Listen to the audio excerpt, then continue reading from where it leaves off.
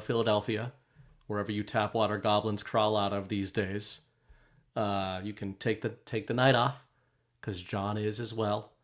But I scraped the bottom of the barrel and found something to scrounge together in order to sit opposite me as a dutiful co-host, as my dutiful wife did today.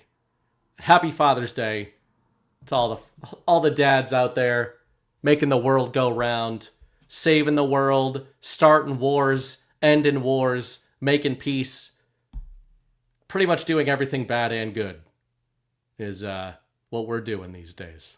We're going to keep it going. That's what guys do, right? That's what the boys do. We break stuff and we make stuff. That's what we do. And, shout out to all the dads out there who are making and breaking stuff. Otherwise, I will thank ourselves for sponsoring the show, especially the Badlands shop.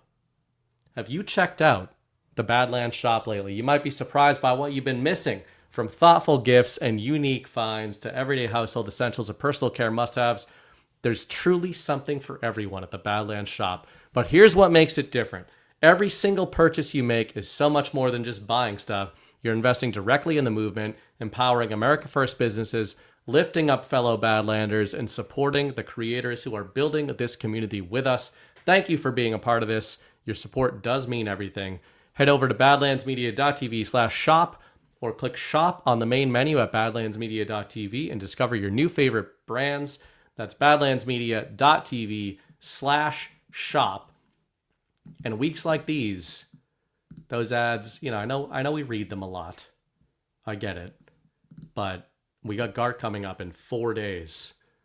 And these are the weeks where we are reminded that do the shows, and I think you guys are reminded that come to these events or that watch them virtually, what we've actually built here.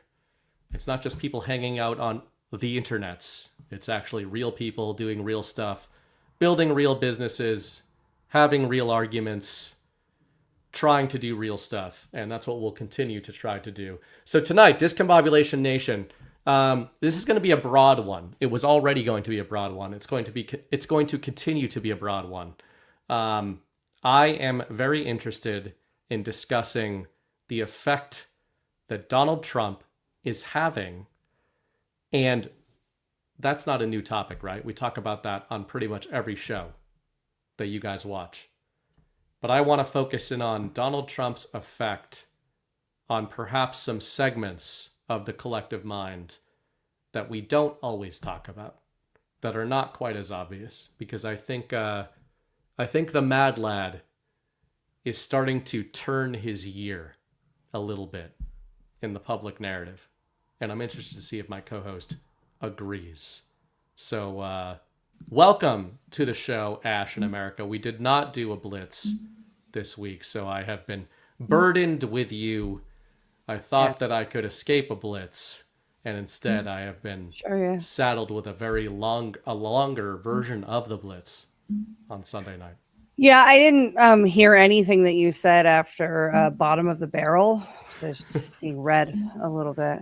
I didn't know it was you. I thought it was CanCon that they had backstage, and then turned out that it was you. Yeah, but yeah, you and Ghost did a little blitz on Saturday, and as we've discovered, they've all become weird. Anybody who's subscribed to the Substack, the best thing about the blitz is the weirder they get, the better the responses seem to be. Because I've had a few recently where I end the recording and I'm like, I don't know if people are gonna like that. And then the comments are all like, that was great. That's exactly what we needed to hear. So, it's either a few people that are just egging us on constantly that shouldn't be. But yeah, badlands.substack.com every week. Ashe, Ghost, and myself. Not this coming week. Yeah, not this coming week. Usually every week. We do a 1 hour-ish show that airs on Saturday on the Substack and goes through the whole week. So this will be a version of that. We started out with the idea that we were going to go through the week of news, and that just would be with any combination of the three of us, that would be a 4-hour show and so it's turned into kind of more of a, I don't know, it's a lot of fun. Yeah. You sound a little bit like you're underwater again to Again? me. Can you in chat tell me if it's me Testing, or if it's testing. 1, 2, Ashe? 3. That sounds better. Okay, it I could don't be know just why be it that just it's far away. maybe. Yeah, it sounded like you were underwater a little bit. People are saying it's louder than mine. Chat, tell us what's going on with the audio situation. No. Is it good? Is it bad? It's not Which my fault. He told me to turn it. Like he said that it sounded better when I turned up the gain, and I was wondering, is that going to make me way louder? Is it better now, or am I still way too loud? it's like muffled. It's fading in Still and out. muffled? Now it's normal. Did you change something? Or are you just No, close to it? I made it closer. What do you have for a setting on here? Do you have a more fancy mic than I have? I'm just using a Blue Yeti. No, Like a I have a mic and a solo thing. That sounds better at that angle. So maybe it was Okay. just the angle. Yeah. So I said Discombobulation Nation. You actually, before we get into that, you just finished a project you've been working on for a full year Yes. on your own Substack. Do you want to talk about what you've been doing over there? And Yeah, well, I thank you for the opportunity. I am pretty proud of myself because on July 5th of 2025, I set out, and it was a little bit on a whim, to be honest, but I thought about it for about a week before I started and decided to write today's history update. I've just called on my Substack, asheamerica.substack.com. It's the tab that's America 250. And I challenged myself. Can you be so disciplined as to publish every single day for a year? And that's, a stretch goal. that's a lot. And so I'm leaving Wednesday to go to GART. And today I finished and got them all. They're all compiled, written, scheduled through July 4th, and July 4th will be a year. July 4th will be a little bit of a different update. It's going to kind of be, I don't know, what American history looks like inside my crazy head. So did this have a specific structure, or did you just kind of go wherever you wanted to go? So my focus was on transformational events. So what are the events in American history that changed our culture, our way of life, our traditions? What are the things that changed us? And then, some days are sparse. And so there's, also, but there's, pretty much every day there's something that had kind of a butterfly effect type of impact on America and who we are. And the structure of it is 3 main events and then like a list of other like honorable mention events. And it was like the one, like if I think back on the year, the one that sticks out is Charlie Kirk, because I felt like I was writing the first draft of history on that one. Yep. Like that update is like I was in shock that whole day. I think I was on the air on the Colorado show when he got shot. My first reaction that, one of my co-hosts put up a picture of kids running on campus. And my first reaction was like, oh, what now? Like what false flag is this? Right. And then right before we went off air, they showed the faraway shot. And it was like I had the wind knocked out of me. And like, I couldn't, I was just super I couldn't write the full update that day. It was really cool. There's so many things that I didn't know. So many projects and operations and inventions and things that I didn't know. So that was fun to learn. And then just the conspiracy theories of it all, like trying to walk the line. What's bizarre about doing something like that I think we recognize, when I say we, I use the royal we, including most of the people watching a show like this, is that you find out when you're going through these historical time periods and stories how much you didn't know, which is already fascinating. But then you apply the framework you have now to then in multiple ways. Of course, you apply it politically, you apply it culturally, like to what was going on then. But then the other angle that I apply that can drive you crazy, which is why you have to be careful about it, is we are in real time in a lot of what we do, right? Like we're Mhm. talking about most of what we talk about. What's going on this week? What's going on this year? What went on last year? Like that's as macro as we get in like trying to make sense of the current bullshit.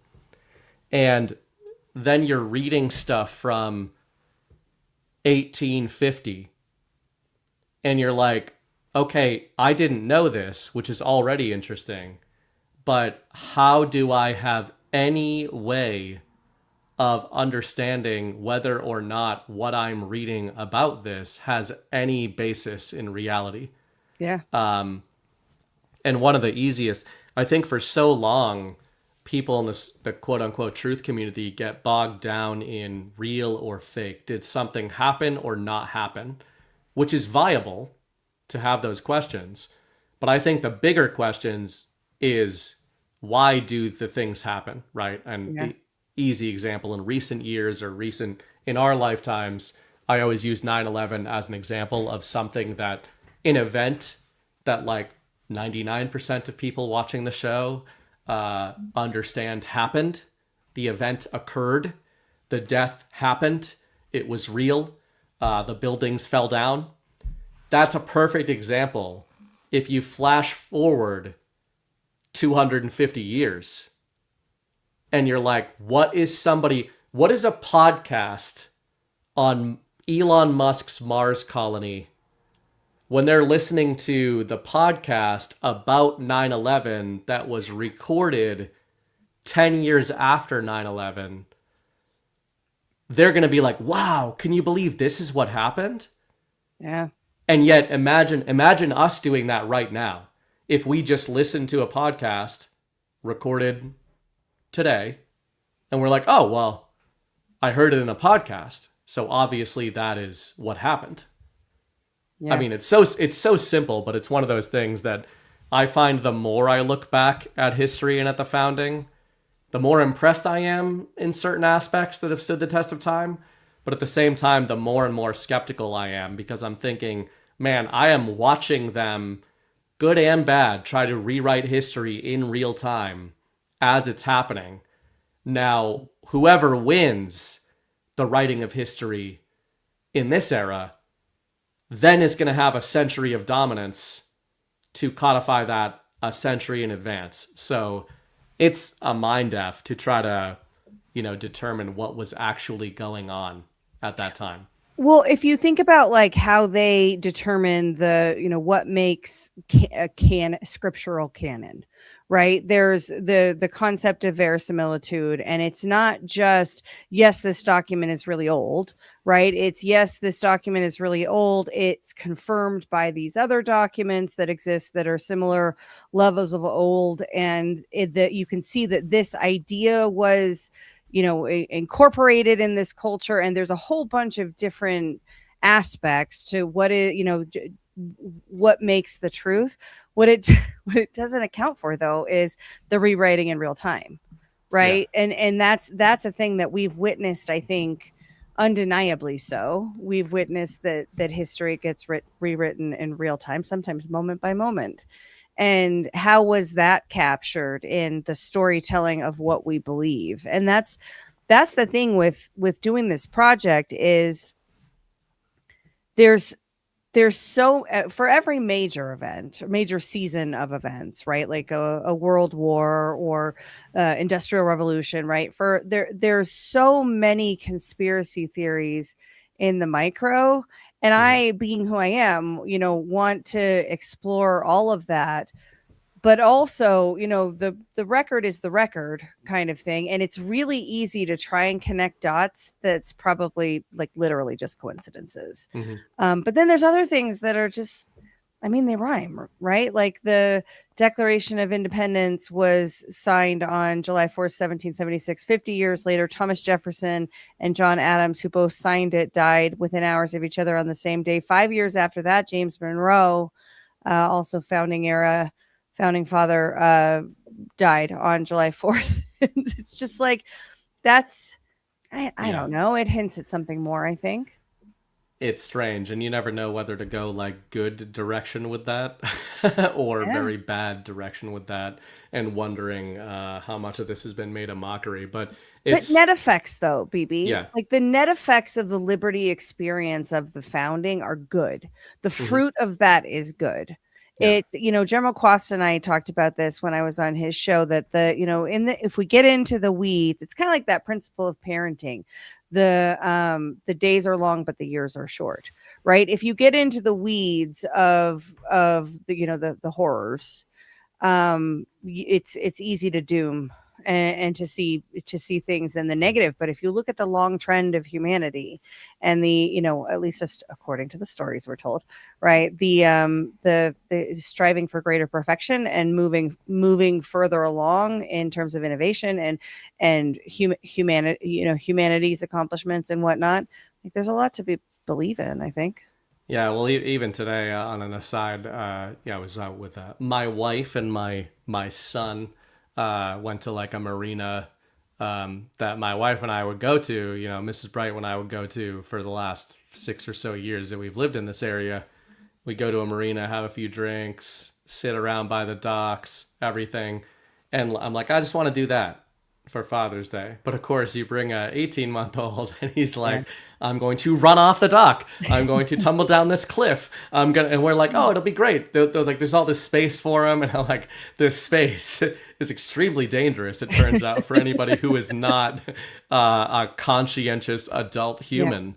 But we were kind of joking later on that it's like, we've said this many times in recent weeks, but we can already start to see that I'm like, yeah, did I have one sip of my drink and then put it down and chase my toddler around for like an hour and a We half? sure And then it did. was like, okay, let's go. All right, in the car, we're going home now. I got to work. But we see like the retirees who are having their dinner by the docks, and all of them are just watching us and my son, right? Because they Yeah. all have. Well, I can immediately tell now. I can immediately tell when somebody has kids because they'll just be watching him and they'll be watching me following him around, and it's such an interesting dynamic because we're trying to focus on it in real time. Speaking of in real time, which is hard to do because it's like it's always when you have kids, it's like it's the busiest time of your lives, and then you're stressed out because you're trying to like keep everybody alive at all times. But we see people that are older that are like, oh man, we look at them and we're like, they're having a nice calm dinner, like we used to do, but they're looking at us and being like, man, I bet they would trade that calm stability for the absolute chaos Yeah. that we are experiencing right now. So I'm trying to keep that conscious, but it makes me think of it with history, obviously on a day like this, but even with history, it's like history tries to distill things into a story, which I'm familiar with, but that's just not the way things are. Even if you are earnestly trying to translate history, it's never going to make any sense, really. Like, that's not how the world is. That's not how things happen. But that's how we tell stories. We tell stories in a linear, like, plot progression manner. So you don't even have to be a conspiracy theorist to just wonder what was really going on in some of the historical events that you're talking about. It's like somebody could be the most earnest historian or chronicler in the world, and they're still putting something that is not linear into a linear progression so that they can translate that to everybody else. And it's really hard as a writer to not put yourself in it. Mm-hmm. Right. And so from a historical narrative standpoint, you really do have to wonder. And there's competing, there's competing histories, and one of them wins usually, but the other one doesn't go away. And it's interesting when you're talking about the older people watching you guys. I think it's two things. One, I think it's the nostalgia, Mm-hmm. like thinking, because I do that, right? My kids Yeah. are 22, 18, and 15, and when I see your kid, I'm like, Yeah. right, like it's nostalgia. But also for boomer age folks, I think it's a you're the future thing. Yeah, right? right. And it probably gives them hope because there's a lot They're to always zoom out. smiling. Yeah, they're Yeah. always, they never look sad or anything. They're always like happy to see it. Yeah, for sure. It's we see that, and that we always talk about that too lately, where I don't know if it's just because we have kids, so now we have a kid, so now we're looking at that. You never know if you're being biased in that way, but feels to me like we are going to retroactively be told that we are right now in a new baby boom, because like just as as a microcosm in my area, we've lived in this area for 7 years. We had a kid like a year and a half ago. 3, 4, 5 years ago, no kids. The area I live is like a retirement area. The average age, I think, is 55 in my town. See, in my head, you live at the hotel that we were at in Plymouth, which I'm No, wearing the Plymouth not far shirt, away. actually. Not too far away. Like a half an hour away. But yeah, it's funny because 3 years ago, 4 years ago, we'd see like the occasional one kid out at a restaurant or something. And now this summer, they're everywhere. It's like stroller, stroller, stroller, stroller, stroller. And it's funny because we are not, we're in real time, as new parents, but it does give you, we have no idea if these parents are good or if they're shitheads or what, but it does give you hope, like just seeing little kids running around, because, that is one of those microcosms of, if people are feeling good, they're going to have kids. If they're trying to build a future, they're going to have kids. And if they don't, then they're not going to. So I do think there's something to be said for, like, besides the politics and the histories of it, if you see like a lot of little kids running around, things are probably going into a better direction rather than a worse direction. More optimistic, certainly. Yeah. But anyway, some of what I want to talk about tonight is related to that. I mean, we're talking about history and history being rewritten and interpreted. You've been dealing with a lot of this in the series that you were writing, that you've been talking about. And obviously we talk about what Trump does pretty much 7 days a week. He's the most influential man in the world. He's obviously a man that many of us really like and respect and believe in what he's doing. But I think it's interesting sometimes to kind of like try to take a step back and not even evaluate him as a normie would, but evaluate him differently and more objectively, and not through the MAGA lens of like, we agree with the path he is on, but more kind of looking at things. Sometimes I try to think of this like, if I was a emotionless, non-human entity observing like world history, Earth history, being written in real time, and I'm the chronicler, and I have no opinion on Donald Trump, I'm just watching what's going on. Right now feels very seismic to me. Like, and by right now, I don't just mean this week. I mean just The season. the season. 2025 started it. 2026 has really escalated it. We've talked on many shows at Badlands, and many of you guys in the chats, that whatever we think of the plan and Q drops and devolution, and whatever you think of Trump's agenda, many of us coming into 2025 thought things were going to move in a different direction, or maybe at a different speed than they have, maybe be less frictional than they have been. I would say this has been more frictional, in my opinion, than the Biden era. I think there's some sense to that, which we can get into. But before we get into that, the reason I think it's an important moment here, is because it feels to me like Trump has planted his flag in 2026 and is kind of forcing the world, including MAGA, including his own base, to kind of stop and take stock of where they're at. And it's hard to put into words, but that's why we're here. There's something to this where I think that the history Trump told us he was going to write, if you're a MAGA person, has not been linear, and it has definitely not gone how he thought it was going, or how he said it was going to go. Right? I'm going to get in there, I'm going to make a golden age, like everything's going to be good, we're going to build the wall, we're going to do this, we're going to end all these wars. And I'm somebody who still very firmly believes in what he's doing. But I have now begun to reevaluate the method in which that's being done, the manner in which it's being done. That relates to Patriot control and how I now interpret that versus how I did a few years ago. But it feels to me like this season, as you put it, is much more frictional on the macro than I thought it was going to be. But Trump's demeanor to me,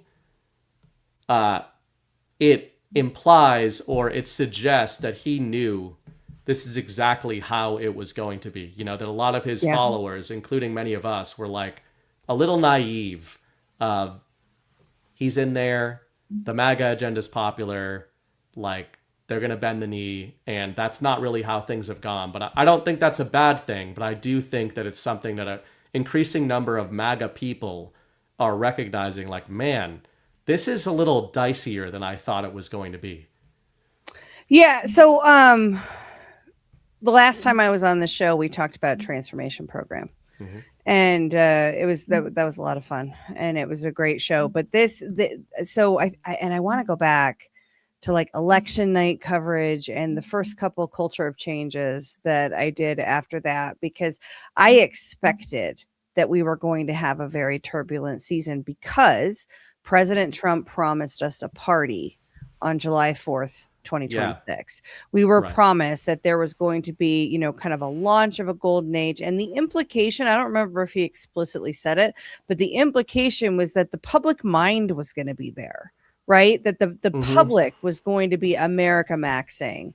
And I've believed in that since he first promised it, mainly just because mainlining America. Yeah, I am. Just like stick that shit in my veins. Exactly. Yeah. But the party specifically, to me, it was a toll gate, right? It signaled, you know, realizing that 4 years is not a long time in the political world, and certainly not if you're talking about changing things through, for example, the Congress, right? 4 years is not long, and they do things on political cycles, not in the best interest of the people, right? They'll hold massive amounts of corruption and release it in an election year for clips on social media to drive fundraising for their fucking campaigns. And so the idea of 4 years was always kind of like, are we actually going to be able to pull this thing off? And then he put the line, and he put the post in the sin that July 4th, 2026, we're going to be partying, and America and Americans are going to be partying. Now, there's a perfect storm of factors that actually make that a promises made, promises kept. But it is a promises made, promises kept. How excited is everybody for July 4th this year, right? Where's Pride Month? Nobody gives a shit about Pride Month, right? I forgot about that. The question on everybody's mind, it's certainly the question on my mind, and you haven't answered it yet, even though I texted it to you. Did you party with the Scottish soccer team when they were there? Well, speaking of Pride Month, soccer is gay, objectively. I would love to get into it, and I will gloat the further the U.S. goes, but it is hopelessly gay as a sport. But it's not about the sport. That's the thing about Thursday night at GART. The U.S. men's national team is playing Turkey. Now, nobody gives a shit because it doesn't matter, because they're already advancing. That's irrelevant to the fact that all of us are going to be together watching the U.S. men's national team. We're going to chant USA. We're going to be wearing the red, white, and blue. Like, if I get on board with that, can we acknowledge as a group, since I tried to indoctrinate you guys last week, can we acknowledge that watching Ilya Topuria and Justin Gaethje go at each other for national pride, and then watching soccer games feels so much gayer by comparison that you need a shower. Yeah, but it's like it's not hold for process. Grown men running around on grass and they can't touch the ball with their hands or they get in trouble. And then if they fall down, they might get a yellow card for crying too much. Because I'm not if your sport is gay enough, where they have built into the rules that if you're too gay, we need to penalize you for the TV commercials. That's the level of gayness. Even the blacks, Ashe. have not done. And you know how dramatic blacks are, right? Like, you don't have to say anything, but we all know, like, everybody in chat's nodding, even the blacks. Like, you know how, like, if you tell a black person, you're like, you did this thing. They're like, I didn't do nothing. What are you talking about? Like, well, we have you on. That too, baby. We have you on video. White people don't do that. How dare you? You're talking about crackhead white people. Those are blacks in my framing. There's a lot of, there's okay. I just call gotten them blacks, a bit off track. Even if they're white. Yeah, but it's tough for me. Like, you guys kind of came into my world a little bit last week, and you watch like a champion get both of his orbital bones broken. I loved it. And keep fighting for 20 minutes and try, even though he still quit like a pussy. But did you watch the Rogan interview with Justin Gaethje? I did. Yeah, good stuff. It's good. Yeah. Yep. I like him. I have some fight clips that are very relevant to the info war that I may subject you to, but it depends on, where we go with this. If we need to bring them up, we can. But anyway, I can get on board with the nationalism thing, but it is gay. It is very gay. Soccer's super gay. Specifically, but that's the thing, is that the soccer thing, it's not about the soccer. It's about the world. It's the vibe that. So I went to the 1996 Atlanta Olympics, and I went, through Olympic Village a bunch with my friends, and then I went to some events, and it was the same. That vibe is this vibe, and it's not just overt nationalism. It's nationalism with other nations expressing their nationalism, and it's not the men falling down on the field that makes it cool. It's the people rowing and doing the Nordic row in the thing. It's the Scots drinking all the beer in Boston. Like, where the fuck were you? How were you not on the ground reporting that when it was happening? That's true. I was proud of that. I said, we had enough beer, apparently. CanCon, I said to because they're in Miami now. The Scots went to Miami, and I texted CanCon and I said, you have to go party with the Scots and prove that they're real. I don't think they're ready down there. I think they're more prepared in the Boston area for that. That has been cool to see. It's not going well for the, like, quote unquote mainstream when they're now putting out counter hit pieces on the viral European videos. I don't know if anybody's seen this. You and Ghost were writing about this last week in the brief, that, there's this on YouTube, on TikTok, on normie social media. The most viral trend during the World Cup has basically been Europeans being like, America's fucking awesome. And we were told it was not, right? Like, that's kind of the implication of what a lot of them are talking about. Like, we thought everybody gets shot in the streets here. And we're like, no, that's your country. But they've been talking about how awesome it is. And how, no rape gangs. One of the things, I've said this for years, and Mrs. Bright can back this up. She was in the chat screwing around. I have said for years, Canadians are not nice. They are polite. And I have said before, Europeans are not nice. They are polite. Americans are not polite. They are nice. And there's a major difference between those two things. And all these Europeans in these viral videos are talking about, like, I'm just walking around and an American will just, like, say hi to me. And they mean it. And I'm like, man, how far has the Western man outside of America fallen? Besides the governments that we talk about, I think what the World Cup is showing is culturally, there's like these Scots and these Brits and these Irish, they're starving for just, guys, it's not normal what's going on over there. And over here, we're in strife. From our perspective, in this community, the United States is in a period of strife. But compared to what's going on over there culturally, we are a lot further ahead. I think maybe we started further ahead too, but definitely 10 years into the Trump era, we are much further ahead, I think, than a lot of these other Western nations that are trying to sort of remember their sovereignty. Or discover it for the first time, right? Mm-hmm. And that's kind of I think the lesson of Canada. You said, Canadians are not nice, they're polite. Europeans are not nice, they're polite. And under my breath, I'm like, well, those are the same thing. because Yeah. the feature of Canadians is that they love, not all Canadians, but they generally love and appreciate and celebrate their European roots, while Americans largely have disdain for them.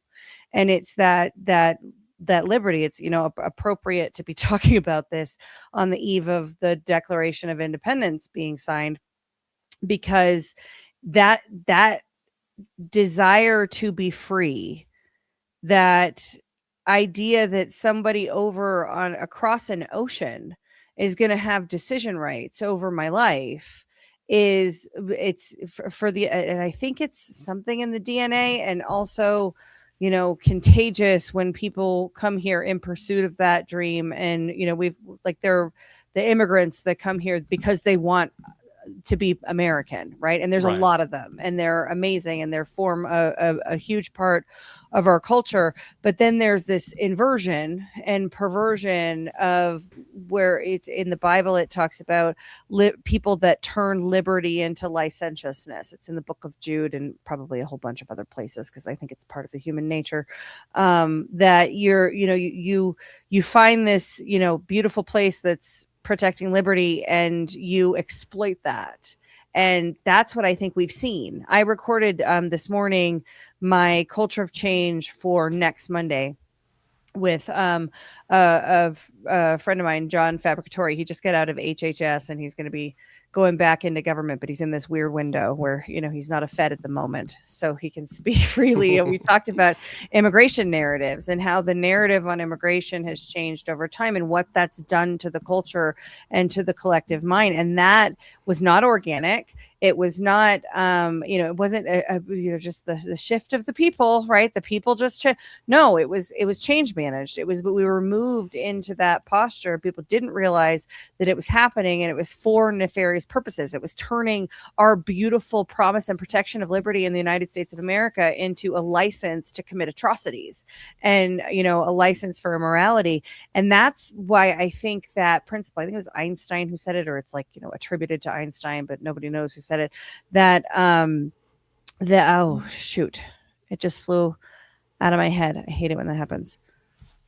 Yeah. Einstein, most of the things Einstein said were bullshit. Yeah. Well, as far as I'm aware. I mean, they credit him with the Manhattan Project, which is being unwound as we speak. Liberty is only possible by constantly struggling for it. There you go. That's the quote. It sounds like a Franklin.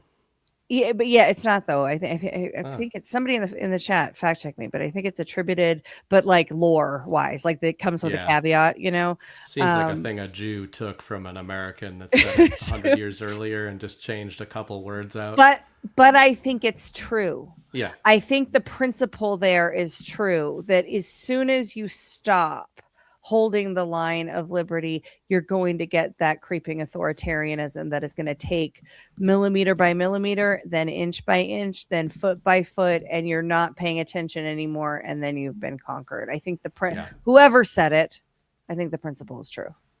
Yeah, it's interesting what's going on with Europe, and even speaking of history being written in real time, that's an example of it as well. I was talking to Mrs. Bright earlier actually about this, that we don't often play the opposite game on ourselves. So as an example, this trend of the Europeans coming over here and being like, wow, I was told all this negative propaganda about the US that is not true. The US is doing a lot better than I thought it was. But then that made me go, okay, well, in fairness then, is Belfast burning down? Is France catastrophically, beyond the point of return?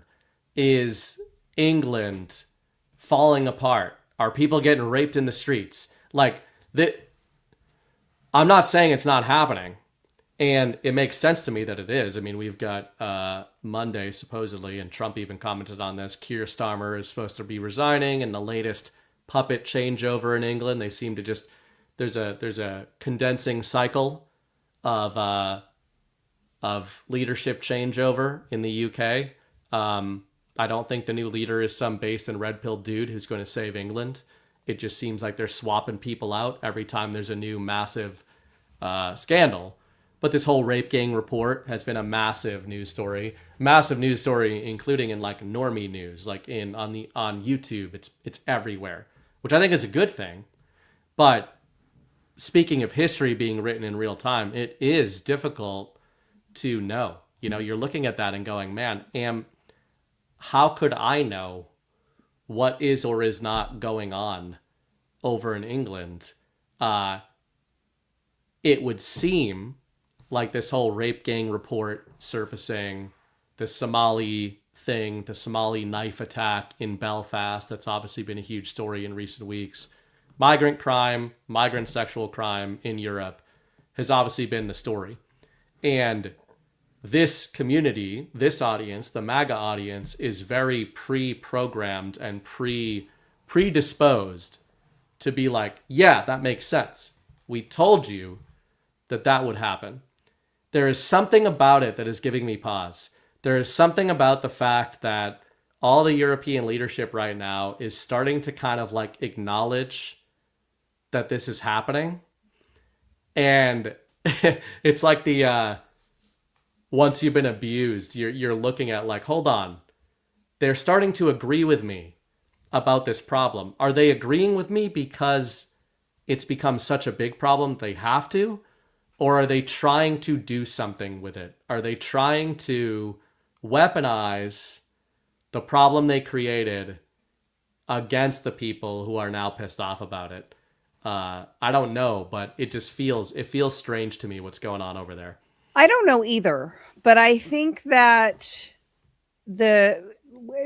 logically, I would think they are desperately trying to, control the damage and limit the exposure, because the thing about that report is it proves that this has been going on for decades, and that the authorities looked the other way.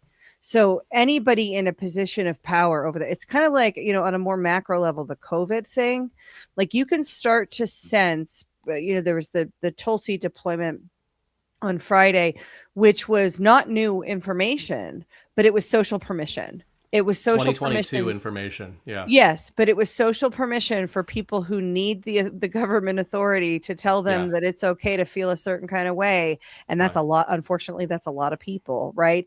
This is like that. The rape gangs is not new information. It is, we've known this was happening. We've known it's been going on for, at least a decade, let alone longer. We know that the Great Migration was a World Economic Forum program underwritten by the United Nations, and that they all talked about climate refugees. They had a half a dozen different reasons for why people were going to be moving around the world right before they started moving people around the world and into these other places to create destabilization and discombobulation in the nations of the world, so that they could, as per usual, come in and solve the problem that they created. But what we're seeing, I think, now in England is the people telling them the stories that it's not happening, or you're just a bigot, right? You have to let your daughters get raped by migrants. It's just to be a good English citizen. You have to do that. That's breaking. That veil has been lifted, and it's almost like the discombobulation that has happened to them to bring that about. And people were really afraid to say, negative things about the brown people that were coming into their neighborhoods in gangs and, creating criminal enterprises within their neighborhoods. You can't talk about that. You just have to let it happen.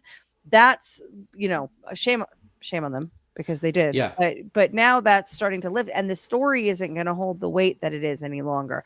I think we're seeing panic in the storytellers, and that's not just government. It is the public-private partnership of government that includes media, that includes NGOs, that includes this network that brought about this reality. And I think that it seems like Europe is having an awakening. And just to the last part about the videos of the people coming here and experiencing America as part of the World Cup, they're going to be going back home, right? And that's that kind of like JFK talked about, that spark of liberty that can truly ignite the world, right? Like they're going to be heading back. Now, how much of that is real? You know, and by real, I mean, did somebody on Team America hire a bunch of foreign influencers to come in here and make exactly that content? I can be sold that happened, but I love it. It's been so entertaining. It's been so great to see. Just, you know, it feels like healing, and so, you know, op or not, I'm okay with it. Right. I know people in the chat just started saying that the feed is looping and everything. I don't think that's an our end thing. Uh-oh. If you guys are having some issues, I believe that's a Rumble issue. So Rumble is frozen, they say. Sorry about that. Let me see. Rumble looks okay on our side. Yeah, I'm just gonna see if it's working on our end. How are we? Does seem frozen to me right now. Well, yeah. Oh well. Man, Rumble's been having a lot of problems lately. We've been backing them, but... And we will continue. Yeah. It's just, yeah, I don't know, guys. I don't think that's an our end thing. My feed seems fine. Ashe's feed seems fine, so hopefully that comes back. They say it's working on X, so that would make a Rumble problem. Yeah. I'll just tell people in chat. X. Yeah, confirmed. It is working on X. I just tested it. All right. We're on YouTube as well, I believe, guys. Jessica says studio is good. Rumble is frozen. So it's a Rumble problem. YouTube is live as well. I'll put the YouTube link in the chat here. I will put the X link in the chat. Teamwork makes the dream work. All right, guys. We're just going to continue because on replay, we're not going to try to figure this out the whole night. Yeah, Rumble's been having some issues lately. I don't know what it is. You know, they got a lot going on, but we're on YouTube, we're on X, and on replays. Hopefully this works fine, and I'm sure it'll be back up. Twitch looks like too. Twitch? Oh yeah. Looks like we're on Twitch. That's where all the thoughts are. Yeah, so what you were just saying though about the spark of liberty, I think that can work in reverse too. Because I think one of the cool things about seeing, you know, it's like when you see something good that you have through somebody else's eyes that you take for granted, it's a good thing. Yeah. And I saw some people strawmanning this and saying like, well, they're just trying to make us feel good about how dystopian the US is right now. But I do take it more positively and say, no, there's a lot of good shit here. Yeah. And it's good for us to be reminded of the stuff that is shocking to people that like I wouldn't consider a lot of the stuff that they think is shocking to be totally shocking. I mean, they're just talking about shopping centers and just sort of like public spaces and feeling safe and feeling like people are friendly and that kind of thing. So that's all good stuff. But I do think when it comes to Europe, speaking of the awakening, I said a couple of years ago on the Power Hour, I don't know, as much as I wish for a peaceful awakening and think we are more on that path in the US, I have had my doubts about whether or not that is going to be happening in Europe. And, you know, I used to a couple of years ago, I had used the refrain of the city on the hill in the Trump era and said, okay, we've got this whole thing going on in the US with the Trump awakening. But I said, well, in the context of the Sovereign Alliance, I think the cultures that are most in need of a come to Jesus moment are Europeans. Define come to Jesus moment. Not in a biblical sense, although it can probably lead them there. But basically, I think that a lot of what in the second Trump administration, the public Trump administration, from a policy perspective and a scandal perspective, some of the things that have made the biggest headlines worldwide have been, I'd say, the two things. 2025 was his trade wars. 2026 is the Iran war. Venezuela and the Iran war, and then whatever goes on from here. Both of those basically have to do with power. This is my power paradigm I've been talking about for years. The direct leveraging of American power on the world stage. In 2025, it was mostly economic, right? Trump was like, these trade deals are not okay. We're not taking it anymore. This is the new status quo. 2026, we don't like this regime. the surface level narrative, I mean, this is what we're going to do about it.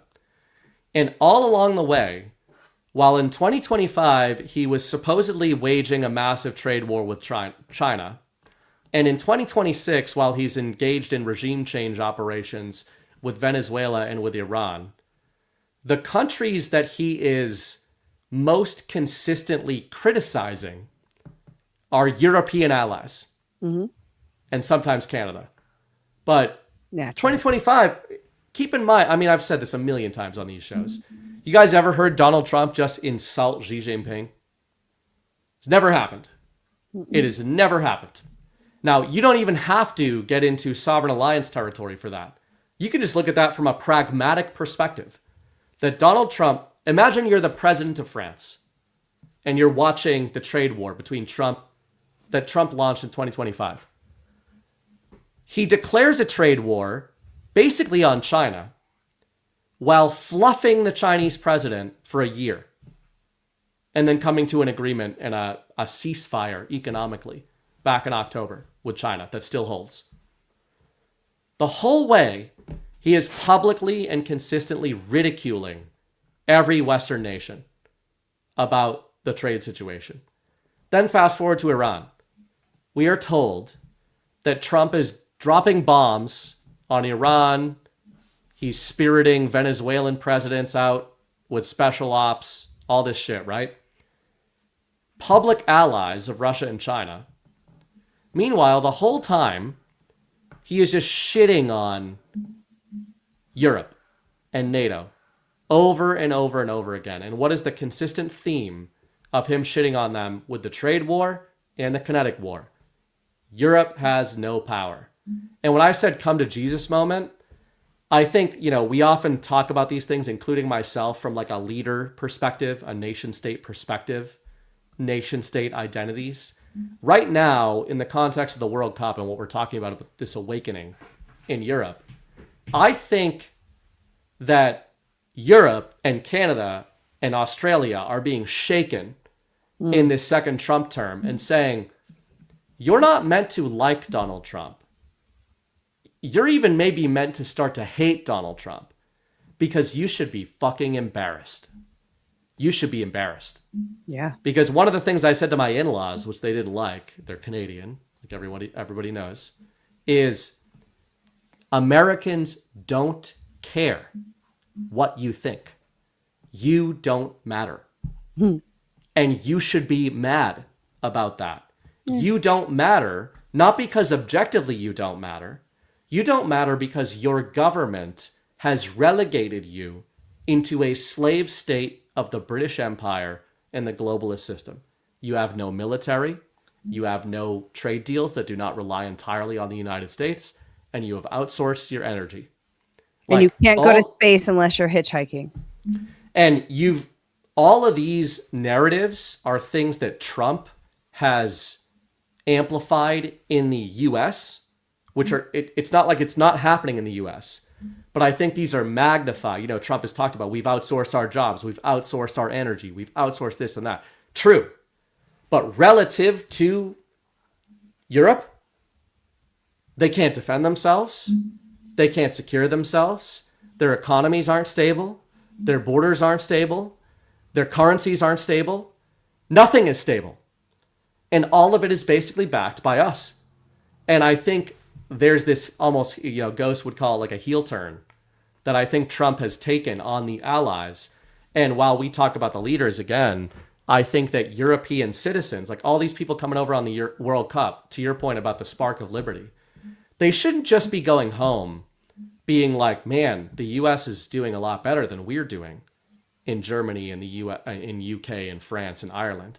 They should be thinking, Donald Trump is the kind of guy I want over here, rather than all the pussyfooting, politicking European pussies that we've been dealing with forever. Even the good one, like even Nigel Farage, I'm so sick of him. This like gentlemanly British accent bullshit way of standing up in the House of Lords and complaining about rape gangs. Like, will you shut the fuck up and do something? You know, it's just, I think we've gotten to that point, and maybe it takes something like the rape gangs. I will say, as one more point before I toss it back to you, as a point of pride as an Irishman, even though I'm an American Irishman, I have read that the only protests that the police in Europe have not turned up to in the last 20 years was last week in Belfast, because the Irish Protestants warned the police not to, and said that that would be a bad idea. And by the way, the Irish Protestants were never defeated in Ireland. Tony Blair had to give them seats in government. Not saying they were right or wrong. No, people get mad at me. Terrorism's bad no matter who's doing it, including Protestants. I'm just saying the Irish Protestants were never defeated. They were given seats in government. They were literally, at the time, they were given seats. They were given seats in parliament while they were designated terrorists by Tony Blair. So when those guys come out to the police and say, like, listen, boys, you're going to want to stay home. Look the other way. I think that's a sign of, you know, that we are passing some sort of divide over there.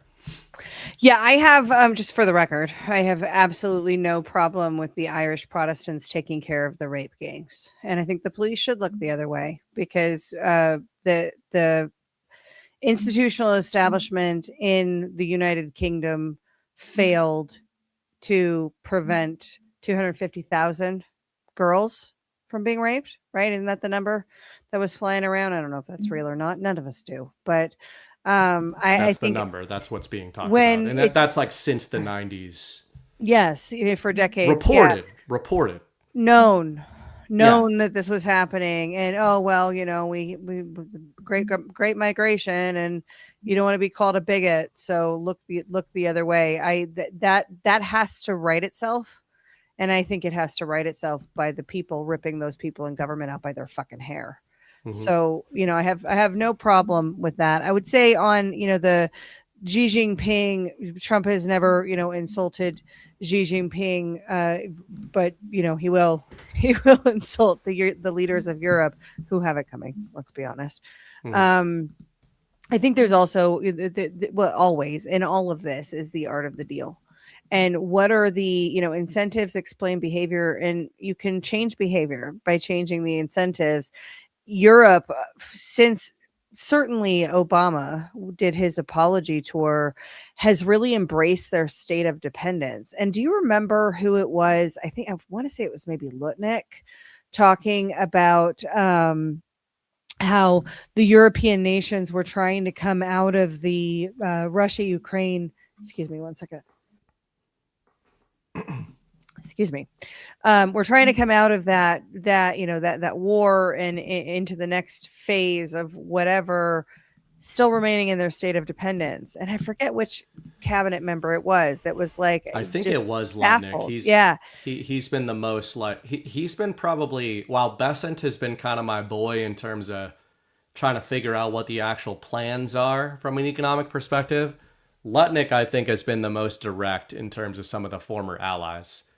I call them former allies. That's Freudian. They're not being called former allies, but I call them former allies. Trump, by the way, never.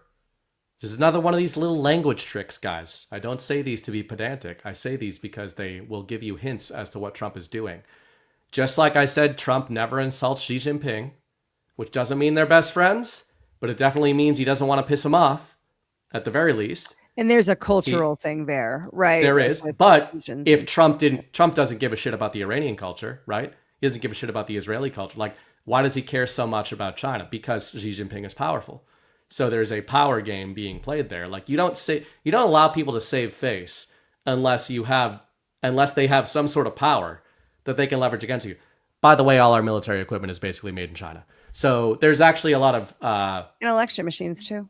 There's a lot of power that China actually has over the so-called U.S. empire. Yeah. But the allies, I was going to say, Donald Trump refers to them as our so-called allies. Every time he uses the word allies, he uses the term so-called allies. He has been using that term since 1987, when he was being interviewed by Barbara Walters, and he was talking about the Japanese stock market being inflated right before the massive boom that Japan has, massive crash that Japan has still not recovered from to this day. He said Japan and our so-called allies have basically taken us for a ride economically with all these financial instruments. But yeah, there's a lot of those little language games that they play. By the way, I know that we're nuked basically on Rumble, but we are live for anybody who was over there or is in chat on YouTube, on X, I think pretty much everywhere else. So, hey, like I said, support Rumble. Rumble supports us, but we just got to be honest. When we're up on YouTube and we're not up on Rumble, it is what it is. Oh, some people say it's working now. Okay, I might be back. Yeah, that's exciting. Yeah, to the point about, whoever said it, I think it was Letnick as well. Yeah. The European Union member states embracing their dependency on the superpowers and relying upon, the US and Germany, right, to protect them that has to end. And it's similar. It's like it's kind of like a third rail type of thing, right? Like it's similar to the individual level dependence that we see individually and collective. I think about the state dependence on federal subsidies, right? It's a journey that my state has been through, with 40% of the budget, up to 40% of the budget coming from federal subsidies, and Trump being like, nope. And then, the scramble and panic, it's the same kind of thing. Some of that's going to have to be tough love. I think that's true for European nations. I think it's true for, the states that are drunk on spending and addicted to subsidies. And I think it's true for individuals and the level of dependence that's had. That is, it's the scheme that keeps the whole thing going is this, well, it's for your safety and we're going to do this to protect you and you need us. And it leads to this state of dependence that prioritizes the decision rights hands the decision rights to the, few, the elite, right, to prioritize. And I'm encouraged by seeing that dynamic seem to be broken up across all of these different levels. It confirms all of my biases about what Trump is doing. Yeah, damn straight. I mean, the discombobulation, and I think to my earlier point about the city on the hill thing, I think it's interesting to imagine all these Europeans going back home. You mentioned the spark of liberty, and I genuinely, I'm not just saying it to protect ourselves from authorities and for calls to violence and everything. I mean, really, like, I don't want revolutions. Like, they're not good things. Yeah. They're not, they can be good things. I mean, they're not pleasant things. There's a lot of damages that are incurred in these things, but man, from the surface level, just taking the battle space as it is being translated to us, the kind of quote unquote rape and pillage of the United States has been largely financial, I would say, in terms of, if you're looking at kind of the rot of the American dream that a lot of us came into this awakening movement or were energized into this on the back of. You didn't get here. You didn't get to the awakening movement, whatever you think it is. You didn't follow the Q drops or even Trump himself if you felt like everything was going okay. Or if you just thought, as long as the Republicans win, like, we're good. You got here, you followed Trump because Trump was saying in 2016, a lot of people have forgotten this in 2026, but in 2016, I remember as a liberal perking up and watching Donald Trump because I was like, wow, this guy's saying a lot of shit that Republicans don't like people to say. And he was saying it against the Republicans at that time. But granted, while he was talking about border security, he was always talking about immigration. Usually, Trump has been framing things in economic terms, I would say. There is crime in the U.S. There definitely has been an illegal immigration problem. But by and large, maybe because of our culture, maybe because of our Second Amendment. We've never seen the type of shit that we're being told about in England and Ireland, right? Like you basically can't imagine that. It's hard to imagine, I think, for a lot of Americans, even in the blue states. It's hard to imagine like a systemic rape gangs getting away from something in your local town. I live in a blue state. I live in Massachusetts, and 9 out of 10 guys I know have guns in a state where probably people in Texas think none of us have guns. Like, not true. It's just that they make you jump through a lot more hoops to do that here. Those musket things on the end of them too. Yeah, exactly. The Patriots musket boys, the Patriots Liberty boys. Yeah, I don't have that because I live in the communist country of Colorado, where there was a Tren Aragua gangs roaming Aurora and pulling. Yeah, that's true. So, right, you literally had that. Right? Not hard for me to imagine, actually. Yeah, well, I mean that's true, but it does seem like over in Europe, especially because they don't have guns and they don't have any of this shit. It is hard for me, as positive as I try to be. If that shit is true, it's like, man, what are you supposed to do besides drag these motherfuckers out of Parliament and do what needs to be done? I mean, you know, you only have to do that once. And, well, once a century, let's say, if we take kind of the French. I will say, you know, Americans talk a lot of shit about everybody in Europe, but the French are usually the ones that do it. So it's not it's terribly successfully though. No, they don't always kill the right people, Ashe, but they will kill you. Yeah, like someone's getting killed. Someone is getting killed. Trials will be held. They will drag the guillotines out. Quick trials. Well, and I mean, man, this situation though over there, it's not just the rape gang report to me. It's the government reaction to it over there is comically evil.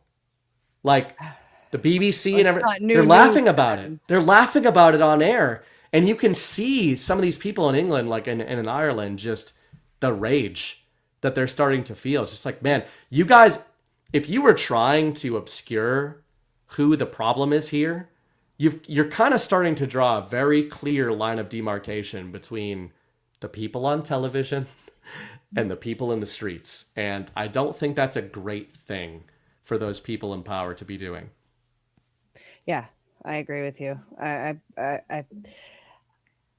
think they're stuck in some ways because they've successfully kept the extent of this under wraps, but you can't put the genie back in the bottle. You can't. And I don't even think let's say, you know, let's say that it's not as bad as the report suggests.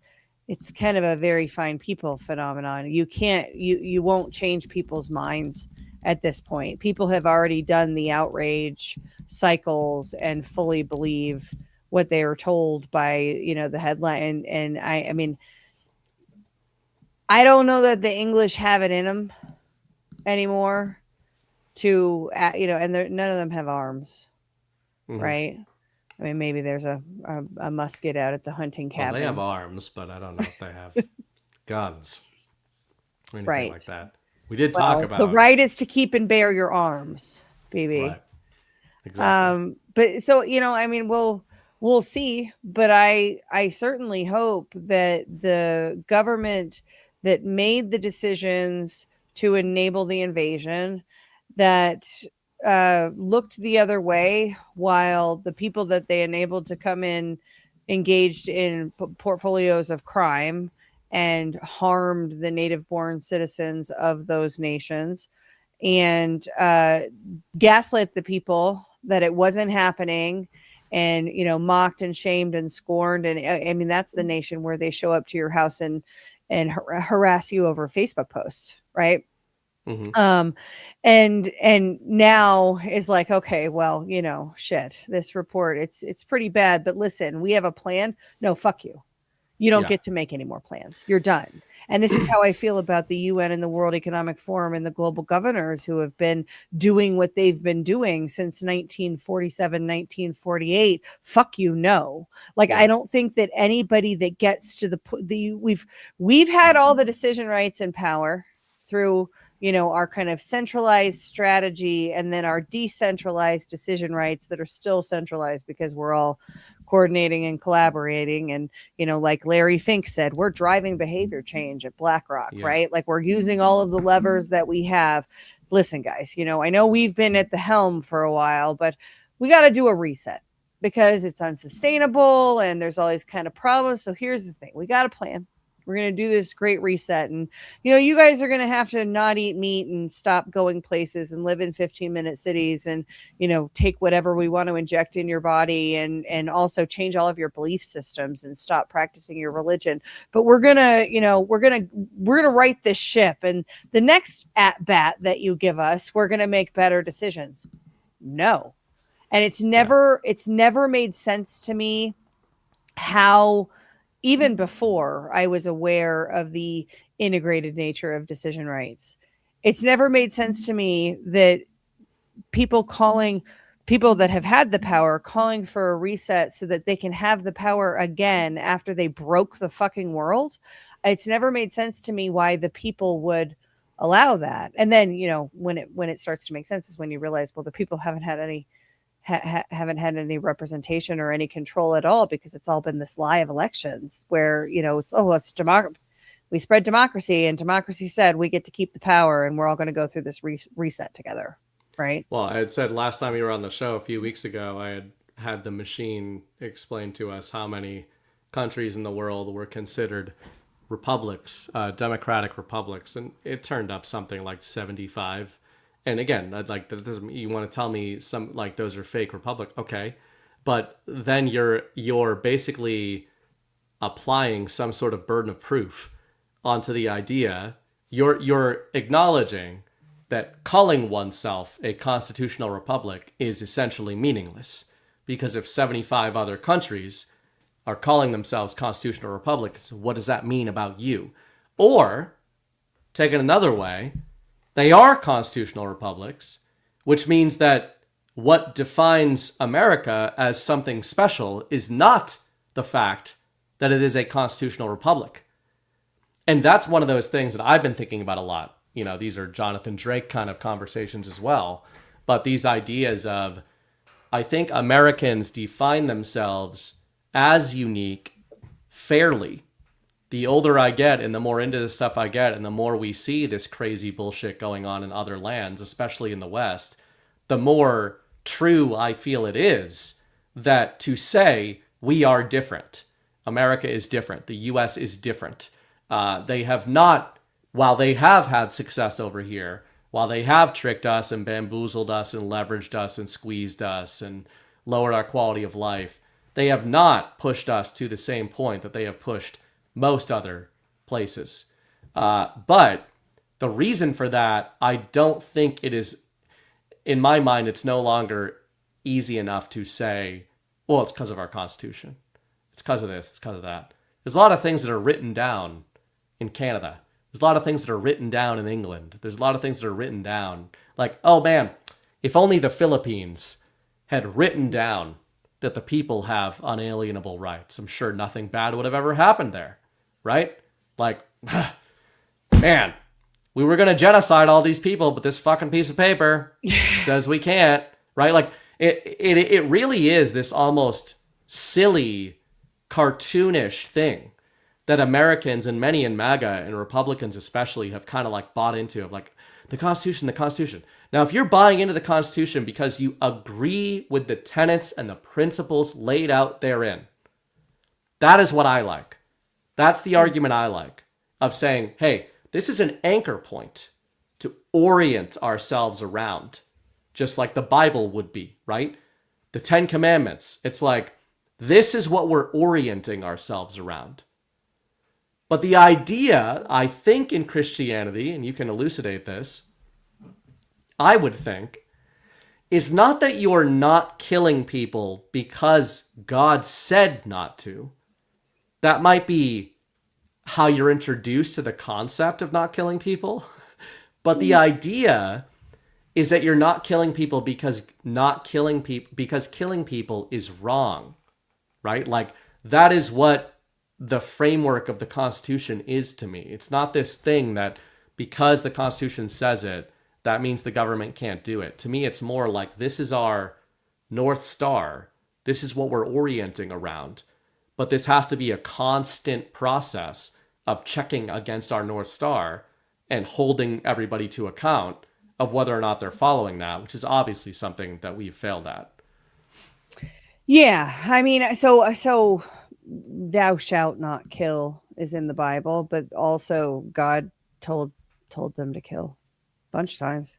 Go in there, kill all the people, kill all the women, all the animals, kill all the, and so like it's from a and in Ecclesiastes, right? There's a time for war and a time for peace. I don't think, and this might be the difference in upbringing between conservative and liberal, right? Because I grew up in a very conservative household. I didn't have the reverence for the Constitution that you're describing. And I still don't think I do. It is that the Constitution enshrines the principles of the Republic. And the Republic is an experiment in search of an ideal. And that experiment should be furthered and continued, and it should be protected and preserved, I think. And in my view of the world, and again, my propaganda was different than yours growing up. In my view of the world, that is inherent in us as Americans. And that doesn't really make a ton of sense, but it is something that I sort of believe that the American spirit is different. So yeah, the Philippines can write some stuff down and Canadians can say some things too. And the Europeans have all sorts of documents. France changes its governing documents all the time. Yeah. Right. But there's something about, and I think it's divine hand. I think that there is providence, and I don't think that without providence that this nation would exist. And again, my propaganda was different than yours growing up. But when we, pledge allegiance to the flag, it's not that you're allegiant to the flag. It's that you're allegiant to the republic for which it stands. This ideal that not only do we recognize inalienable rights, but we're committed to preserving and protecting them. We're committed to the line in the sand, and we will kill for it. We will. There are lines that we Americans will not cross. And, it's fair. The line has moved way too much, right? We haven't held that line consistently since Sam Adams, was here doing his part. But that ideal that men can be free, that you can live in relative,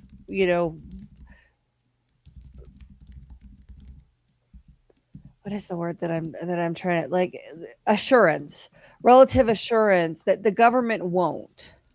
Now, has the paper and the words stopped them? No. But when you stand up and fight and fight back, and it's all often in the courts, right? Yeah. Those lines do get held. And that's something that I wasn't sure about before I went into the courts, right? Mine was largely a First Amendment case, freedom of association, freedom of assembly and speech. And I had a leftist judge, and, the judge only became a judge because Trump was, doing things, and that freaked her out. She wrote that in an op-ed, and then she donated to Act Blue, and she was appointed by Biden. And, we went into there thinking, okay, well, we just need to preserve the record because we're going to have to appeal because we're going to lose. Right. Yeah. And, and I think, I think she wanted to rule in their favor, but I don't think she could.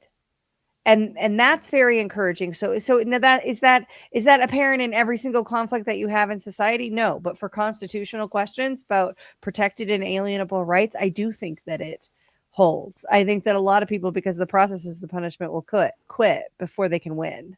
Right? Yeah. It's too painful and it's not worth it, and I don't care about these principles anymore. That's what happens to most people that are faced with that kind of constitutional rights-based dispute with the government. They'll quit because it's too much and it's terrifying.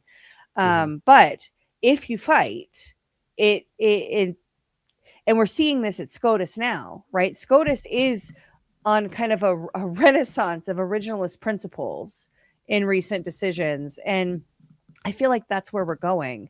And I feel like we all need to get in the boat and row in that direction. Yeah. Yeah, and I agree with that. And I think, I guess, I don't think maybe it's not necessarily a negative thing, but when I look at this situation in Europe, that I did kind of see coming, not how it would come, but more had a hard time a couple of years ago, despite trying to be as optimistic as possible, going like, yeah, I bet the awakening will just spread over there. They'll get a good president over there. I was like, their whole shit is fucked up to be as eloquent as possible. Like their whole, the way they think of the world is fucked up. It's wrong. It's backwards. And I've said this before with my experience with Canadians. Like they aren't thinking about it the right way. And now, of course, we have so many examples in the US of hardcore lefty retards being the same thing. But as a national identity, conservatives, MAGA, because I do think those are different things, independents, moderate leftists, like those four quadrants are pretty hardcore on inalienable rights and government serving people. You know, of course, there's a lot of nuance there. But I really do think, I think a lot of people, even in this audience, think of the left, thinks like, oh, the government is in charge and whatever the government wants. That's not my experience of growing up with a lot of people who identify as liberal. They don't think of things that way. Listen to how they talk about Donald Trump. Do those sound like people that think that Donald Trump is in charge of them? Like, that's kind of one of the ironies of American leftists. They don't operate like they think the government is in charge of them. And that's a weird white pill to say there is something innate in being American that a lot of Americans, 80%, 90%, whatever it is, percentage, are like, no. You stay over there and we stay over here. And now, of course, there's Americans that are trying to push for them to come closer to us and be more involved in all of our lives, right? Which is it's one of the major things we're fighting against. But one of the things I've really learned, and it's not all Canadians, hashtag not all Canadians, as you said, or Europeans, but there is a fundamental disconnect that I have definitely noted in terms of them believing like, well, we need to formulate a government that bestows upon us the sort of liberties that we want. And there truly is not this idea of a radiation, like I always use the term radiation, this radiating of rights up from you to the apparatus, or from the collective you up to the apparatus that's supposedly lording over you. And when I look at that, and I look at the position that England is in right now, and again, I used the term cartoonish earlier, like, you know, if you do read some of that stuff out of the rape gang report, of course it's horrible no matter what to just even hear that term, rape gang report. But if these stories are true, and I have no reason to believe they're not, there is some horrific stuff in there. I mean, like, absolutely horrific. Yeah. To the, you know, like there's one where it's like a girl was like nailed to a wall and raped, and then the police brought her back to that place because she was in the foster system. And, you know, that type of situation, and I know that's like upsetting, but this is the shit where that can't be litigated away, to your point. You know, like something like that happening on an institutional scale. And this is where like a lot of Americans get annoyed at me when I say this, especially conservatives. I have cops in my family, whatever, but like the worship of American conservatives on American policing is so ridiculous. And Donald Trump has played into this with a lot of his shit, to be honest. And this is my former libtard brain talking. But like the idea that like police are good is absurd. Now, I am not a cartoon character. I understand that many of the police that you know are good guys, and many of them became police for good reasons. Many police save people's lives. They do good things. But the idea that policing is a good thing in terms of how they interact. Go look at any constitutional lawyer. You know how constitutional lawyers make their money? I'm not saying lawyers. I'm saying constitutional lawyers. Do you know how constitutional lawyers make their money? They only exist because your police are the worst. Yeah. So if police were bound by the Constitution like they say they are, there would be no need for constitutional lawyers. And now, not all cops. Not all cops. Again, I have family who are cops. I'm just saying the idea, like the disproportionate level of power and authority an American cop has over an American citizen in a routine situation is crazy. And that is mostly the fault of American conservatives who have lionized police to the point where they have given police disproportionate power over civilians in normal situations. All right, hang on a second, because that go for it. I'm willing to have this fight out. I'll go libtard. That is a post 9/11, first responder hero that you can't question it, kind of. That's where, like, and that's like kind of the beginning of my adult life, is that season, right? First election that I was old enough to vote it for the president in was the 2000 elections. This is kind of like my, like, that. You're right that it is the right that lionizes the police, but that is a, kind of embedded long op. And also, if you had, burning bright, a policeman in the, Boston or whatever, that, or in your neighborhood, that repeatedly defied the orders of his superiors, would he be considered a good cop or a bad cop? That defied the orders of his own superiors? Yeah, probably a bad cop. Yeah, be considered a bad cop. So their incentive structure is to follow orders. Well, who's giving the orders? I had the back the blue thing, and I have a lot of respect for police officers, because most of the shit they have, most of them are trying to do the right thing. They're just working in a horrible system. And it depends on the geography as well, right? Like there are still real problems with policing in certain communities, and with the incentive structures that are in place, and with the level of public corruption involved. But we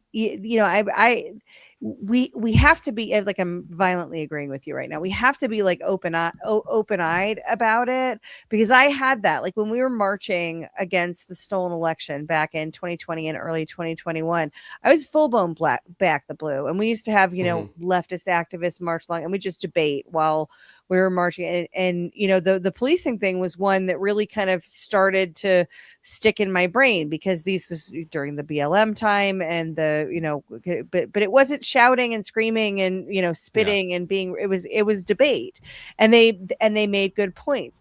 Then about 3.5 months later, I gave a speech to a bunch of legislators about election fraud. And a few days later, the Joint Terrorism Task Force came to my house. And you know who the Joint Terrorism Task Force was? It's the FBI's Joint Terrorism Task Force, but it was local sheriff's deputies that came to my door operating under that authority. And the thing that I was most upset about, still am, I'll still get a little hot about it, is that they're supposed to be the last line of defense. To your point about the reason constitutional attorneys exist is because your cops are so terrible. Perfect example of that. You're supposed to be protecting my rights, and they knew they had no reason to question me or anything. It was an intimidation tactic and a fishing exercise, a fishing expedition, but they did it anyway. And that is, I believe, tied directly back to the incentive structure of, well, if I defy this order, if I don't go and harass you and ask you this set of questions that I've been told that I have to ask you, even though I'm supposed to tell them no, because you have a constitutional right to privacy, and I have no actual reason to be on your doorstep, I should tell them no, but then I'll get dinged, right? Yeah. Like I'll have a mark on my file. And that's what we're dealing with. And that is not a problem with policing. It's a problem with corruption.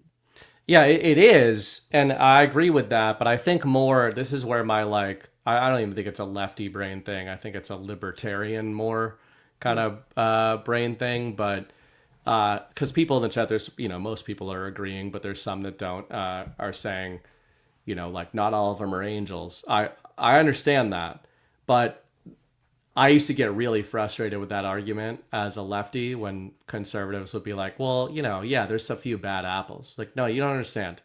When you have a bad apple that has total power and authority over everybody in your community, that's a really big problem to have. Yeah. And that's the conversation that a lot of people don't like having. Is they're like, oh yeah, 9 out of 10 cops are great. And it's like, so 1 out of 10 cops is not great? 1 out of 20 cops is not great?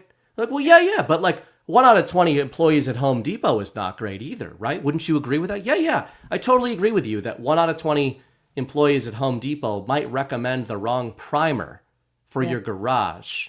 1 out of 20 cops could kill you. Will kill you. And then, by the way, do you guys know who puts the record of the arrest into the system? The cop.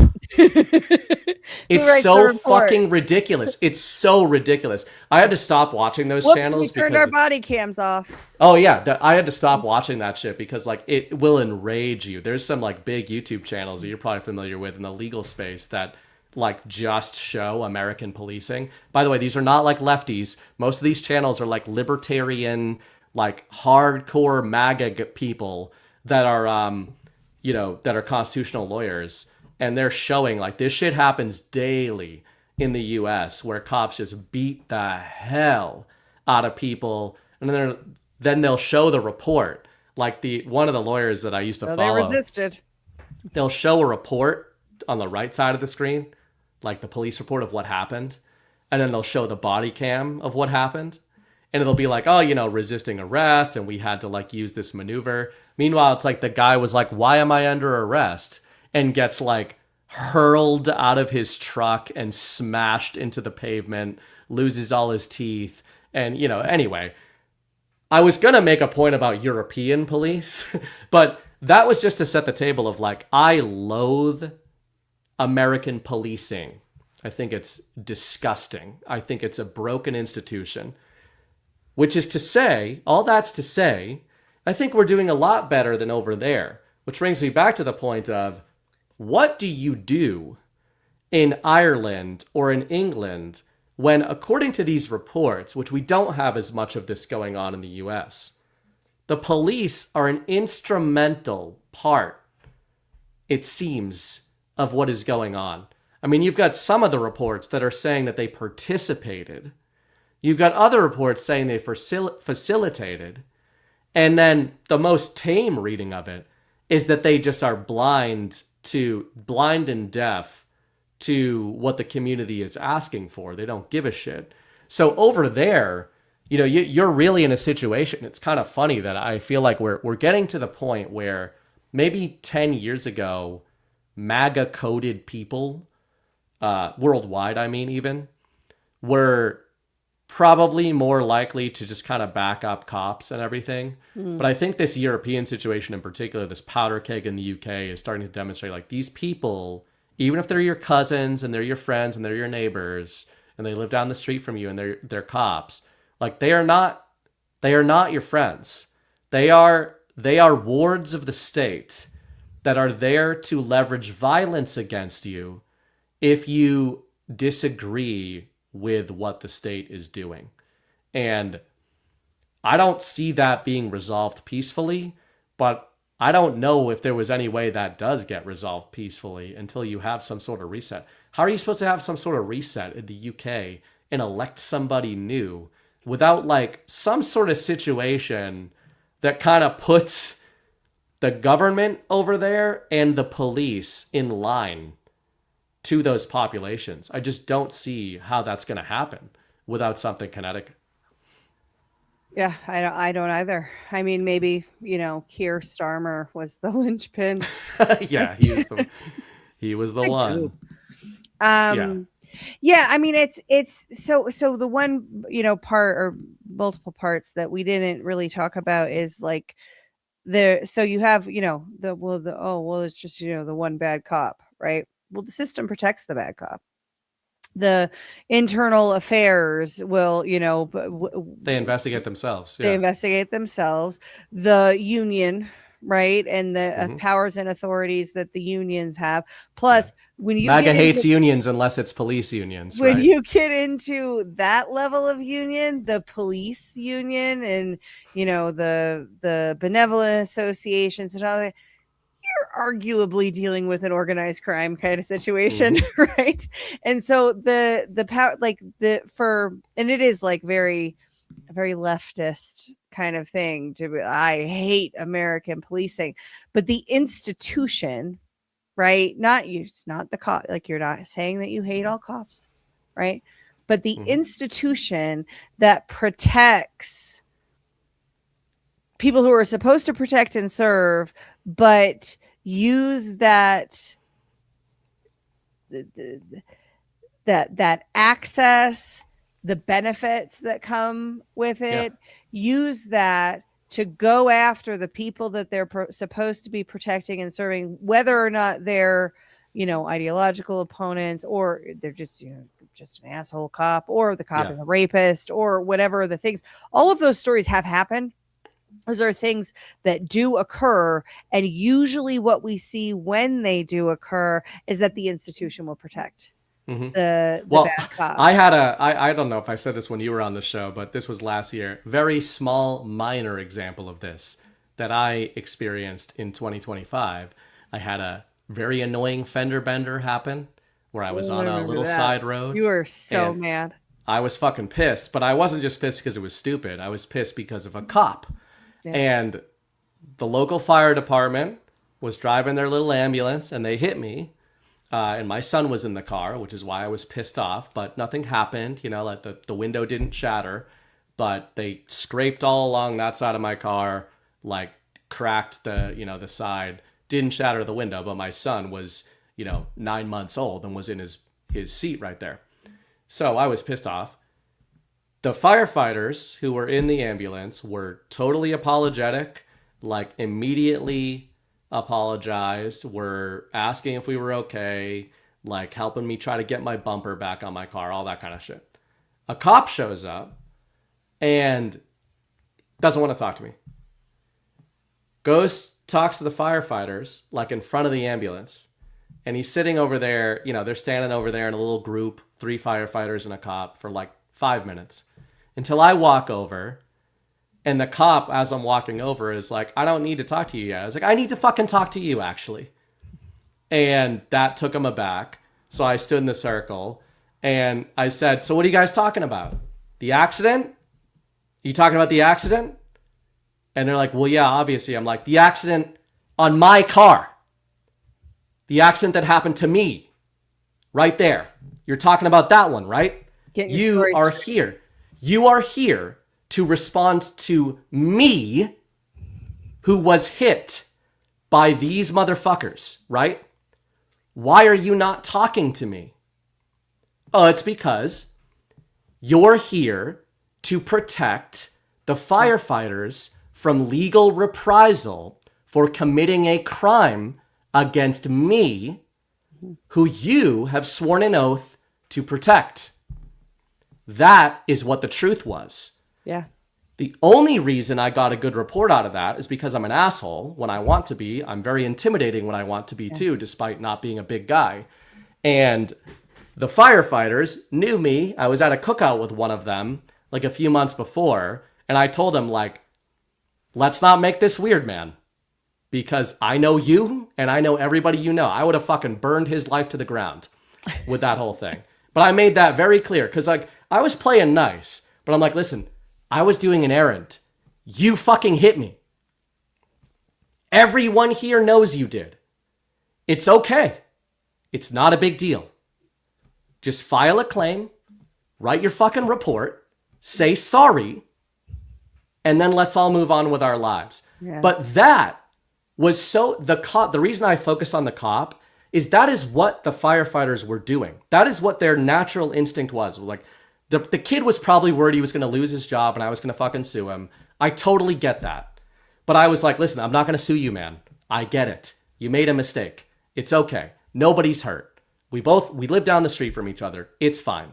Yeah. But the cop shows up and immediately others me, puts me over in a corner and starts talking to his buddies who are on the fire department, which isn't a real job, by the way. I know people have firefighters who are kids, but it's not a real job.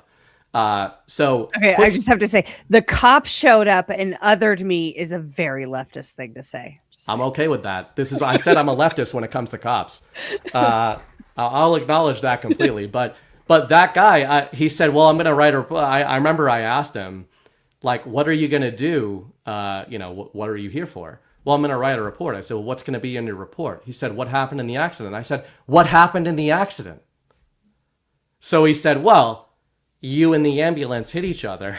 That's not what happened. I remember that isn't what happened. Back to me because you raised this for a few days. That isn't what happened, sir. And so I had the firefighter on audio explain what happened in the accident. But like, think of that. I know that that's a personal anecdote, and it's a fender bender. You can't trust a cop to not be a lying sack of shit when it comes to a civilian about a fender bender.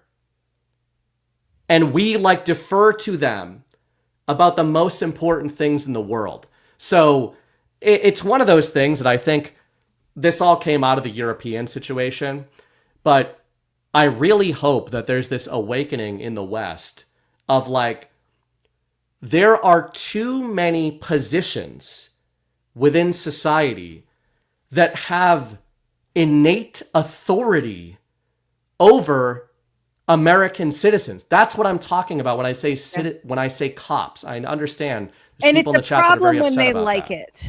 When they that's when it's not in and of itself a bad thing to have cops. It's a problem when the cops really like the power they have and start wielding it to their own ends. Yep. And like I said, my uncle's a cop, my cousin's a cop. I think they're good ones. I don't think they do that. It doesn't matter. That's not what I'm commenting on. And I think it's embarrassing too and again, a lot of conservatives. I think it's embarrassing because you wouldn't do this with congressmen, right? Like, imagine, why don't we hold marches about back the, what do we call it? Back the Senate, right? Do we want to do that? Do we want to back Congress? The GOP is there an entity with a lower approval rating than the Senate? I don't think there is. Maybe but that's an example. But I don't know.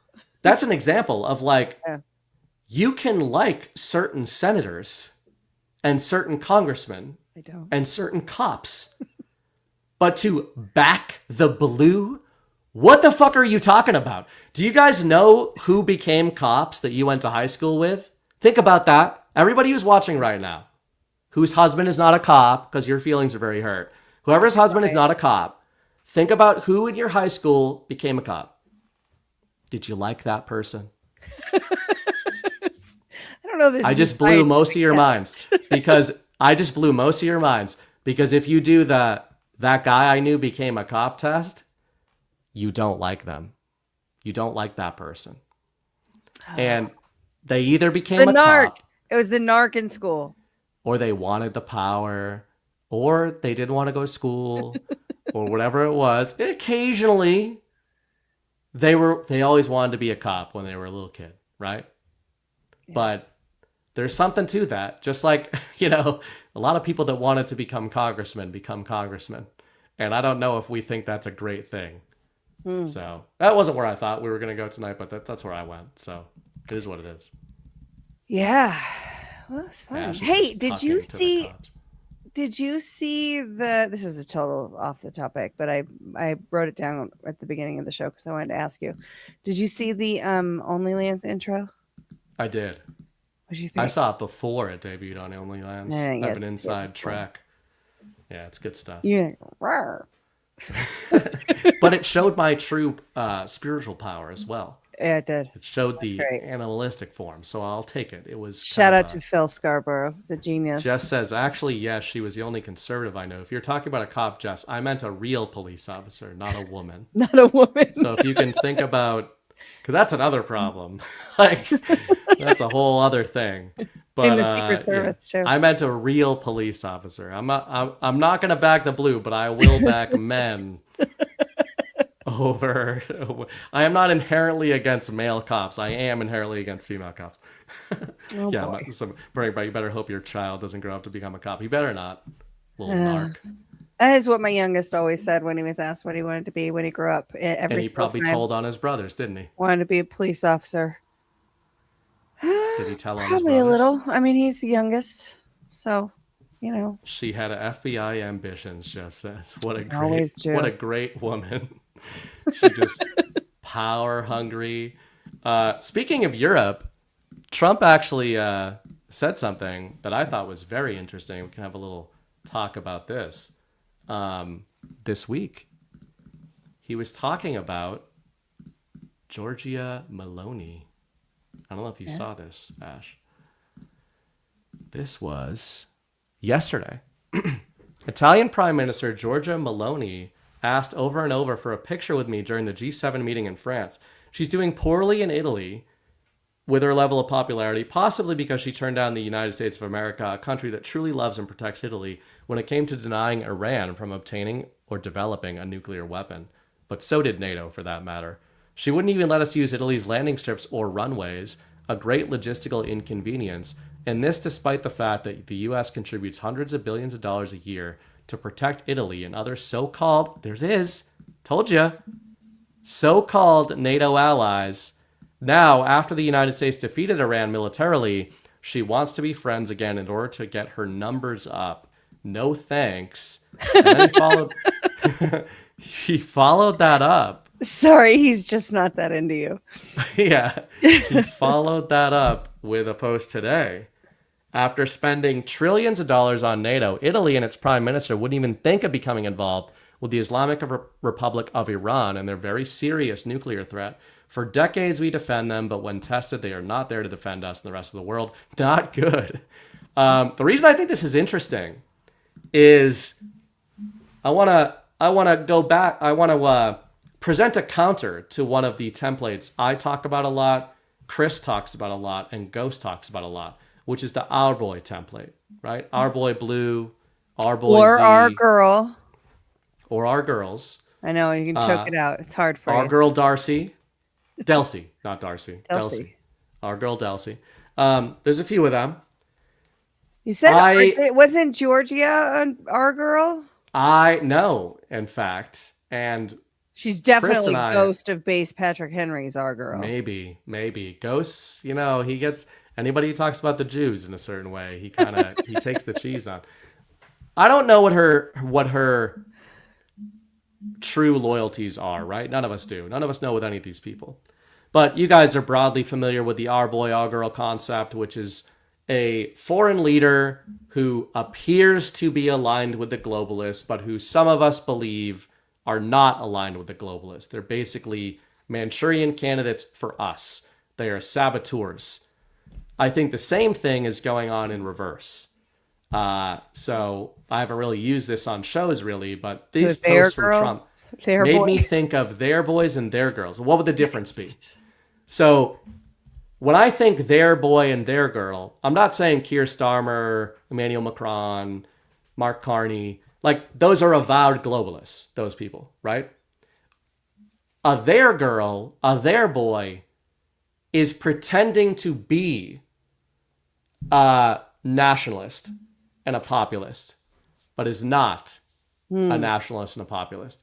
And I started to think about that after like a these Massey, posts. kind of like a Thomas Massey, or Massey's a good one to think about. I mean, a JD Vance might be somebody that we want to have conversations about at some point. Doesn't seem to know anything that's going on of consequence right now with Iran, but is the one in charge of negotiations. Sure. I'm not convinced on any of these people. I really am not.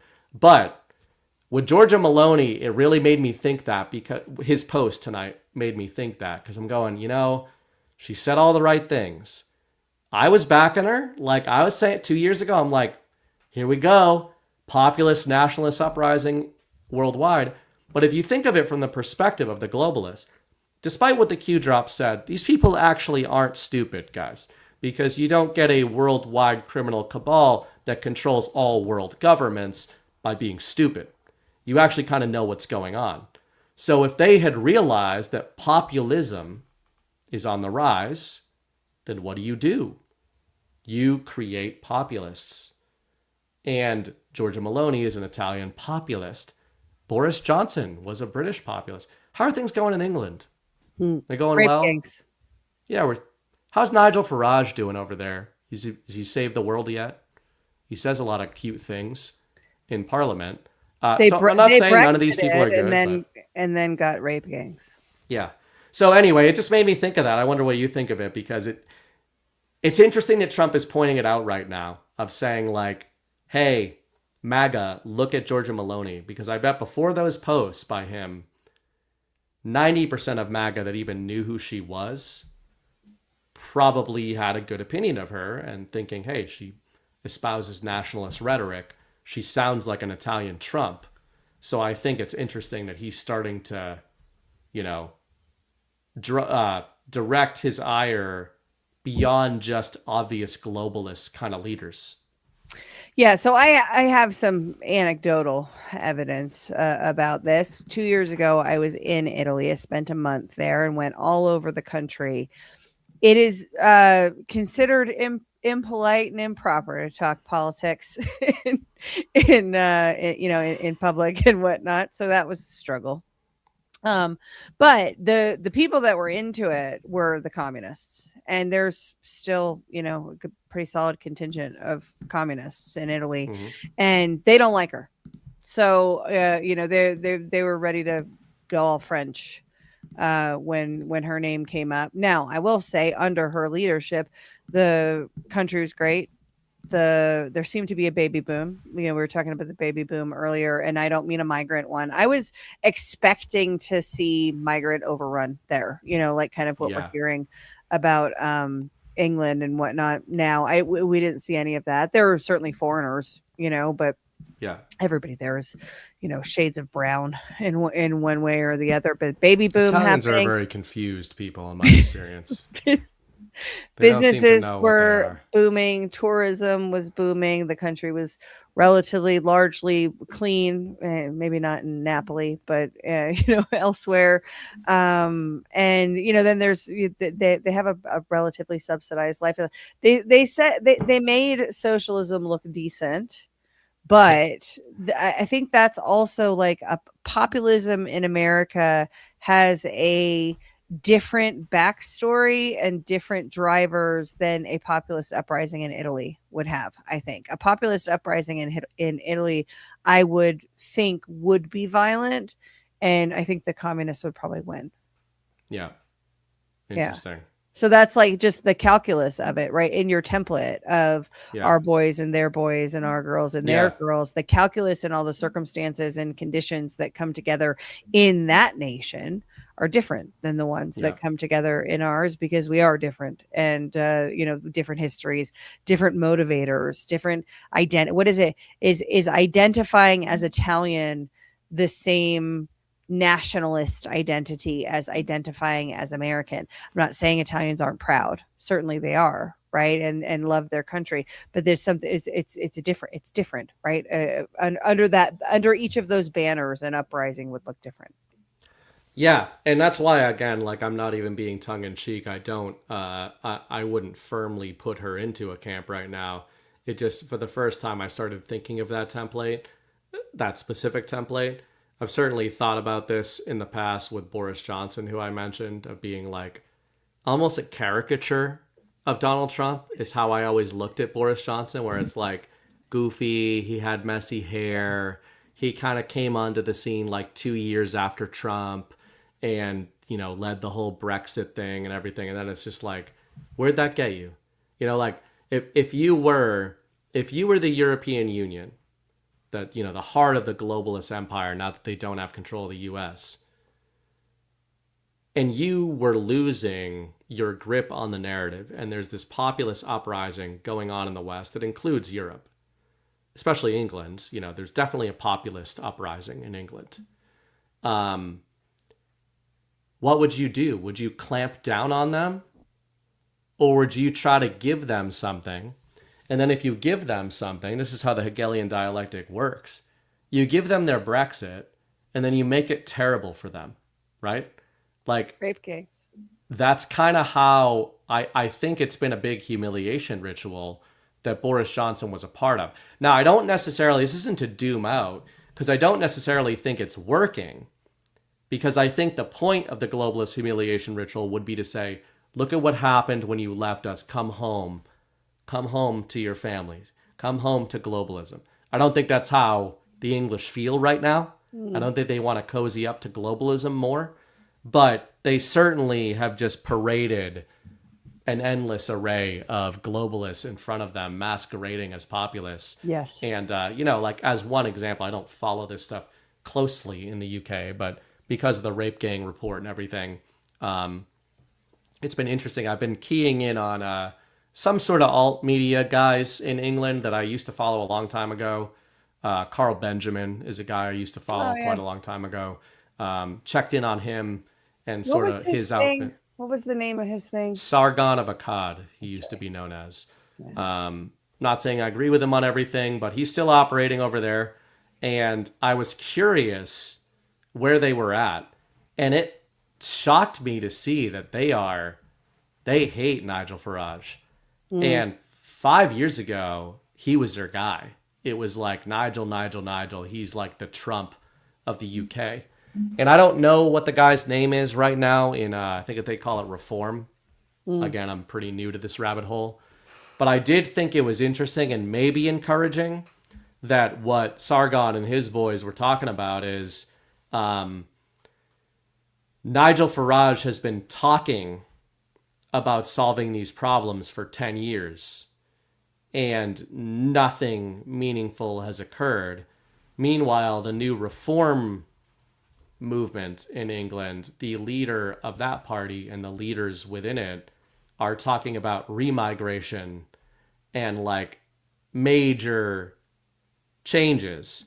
Doesn't mean that's going to happen politically, but I think it is indicative that people are getting to the point over there where they're like, no, we're not talking about cutting off new illegal rapists.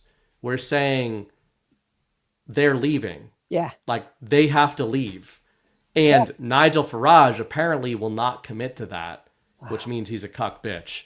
And a fraud. I would think that makes him a fraud.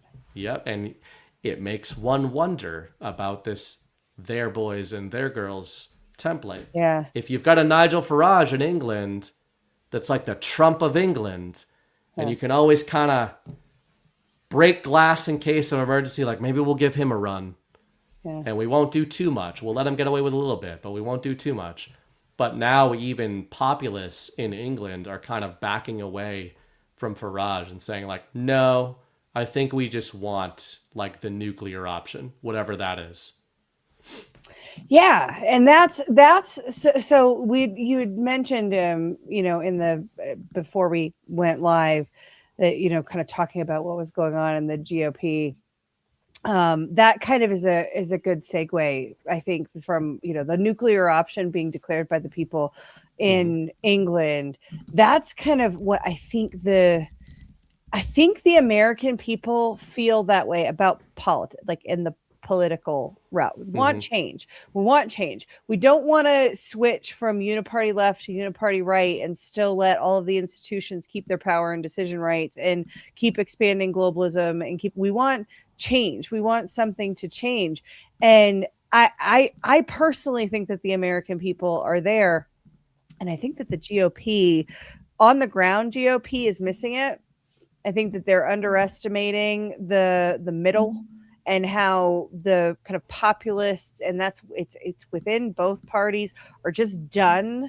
And it's not, and that doesn't mean done with the political parties. It means that too, but it means done with the authoritarian institutional control that's largely unaccountable.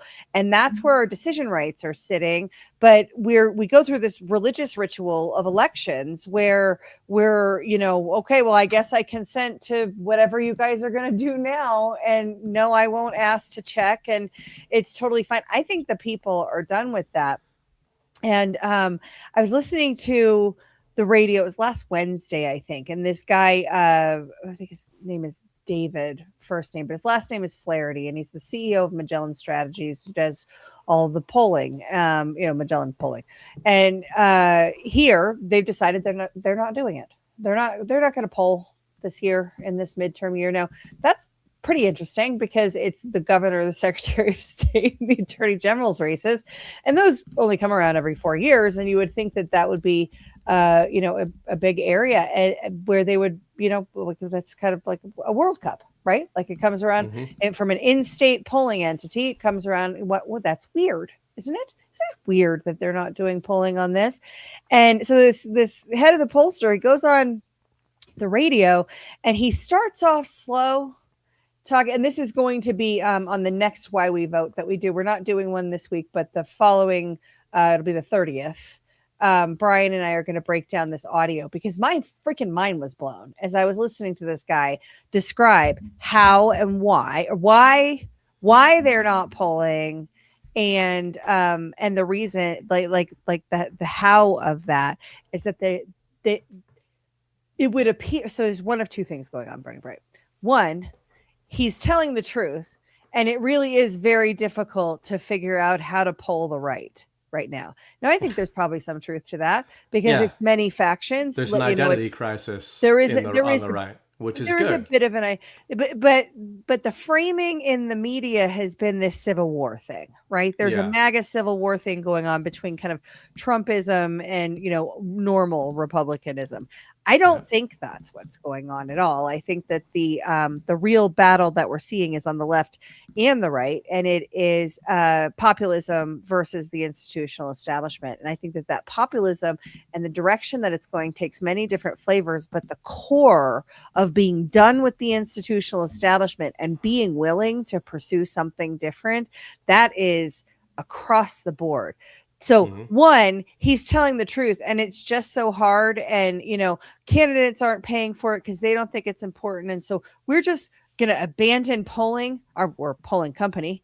And it's, once every 4 years that this whole thing comes around, but we're just not going to do that anymore because it's really hard. That's one option. The other option is they don't like the answer. And that's why they're not polling. They're not doing polling on the right because the populist right, and in Colorado, we're going to test this in a week. Test it. It's an election. It's fake, but we're going to see what happens on Tuesday the 30th here in the primary. But they have decided they are not polling the primaries. I think that they have. I think that they know, and he sort of gives away the plot at the end of this interview. And again, on the next Why We Vote, Brian and I will go with this. We're sort of at the end, and like a throwaway comment on his way out the door. He's like, well, the last time we looked at this, it was kind of 50-50 on the right. And that was 2022. It was kind of 50-50 in terms of this MAGA, and you can hear the disdain in the voice when he says MAGA and populism. And this, it was, more than, it was about 50% of the voters on the right were in this kind of populist camp. I'm telling you, man, I think the reason that they're not polling is because they don't like the answer, because that number has grown, because more people are done with the institutional establishment control. And just a quick side quest, I actually think that that's election interference. I think that if you are a polling company and you have committed to be, and this is, public, private, and can you, and, personal, these companies have personal rights, whatever. If you decide that you're not going to engage because you don't like the political answer, don't call yourself a super serious polling company. You're just a fucking political hack. Well, amen to that. There's some positives in there, which I think is that there is an identity crisis on the right. And I think that may be one of the points of the discombobulation nation we're in right now, which I want to finish up with that as our last kind of topic after I get a couple of sponsors out of the way here, starting with ourselves, specifically the lotion detector. One hero, one mission, to deliver softness to America.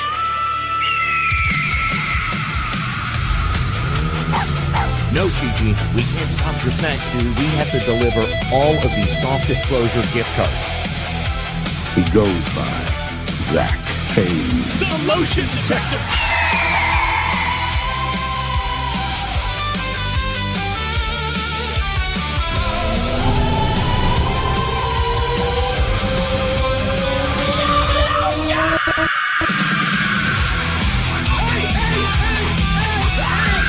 Hey, stop fighting over the beer brush.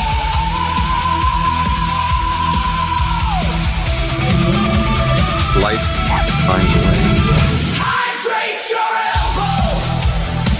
Moisturize your soul. Feel the rhythm together. You feel alive and let the lotion roll. Soft disclosure. Hear the cry. Maximum softness. Do or die. Muffin, hit it.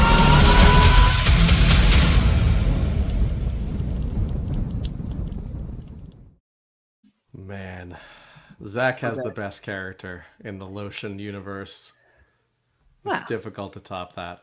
All the characters are valuable, Burning Bright, including all of Yeah, yours. I All know. multiple characters of yours. It's like Um, every Avenger's cool, but everybody wants Cap to win. We all know. I mean, Zach's the Lotion detector. oh, I That's was what on it is. Team Iron Man for that, for sure.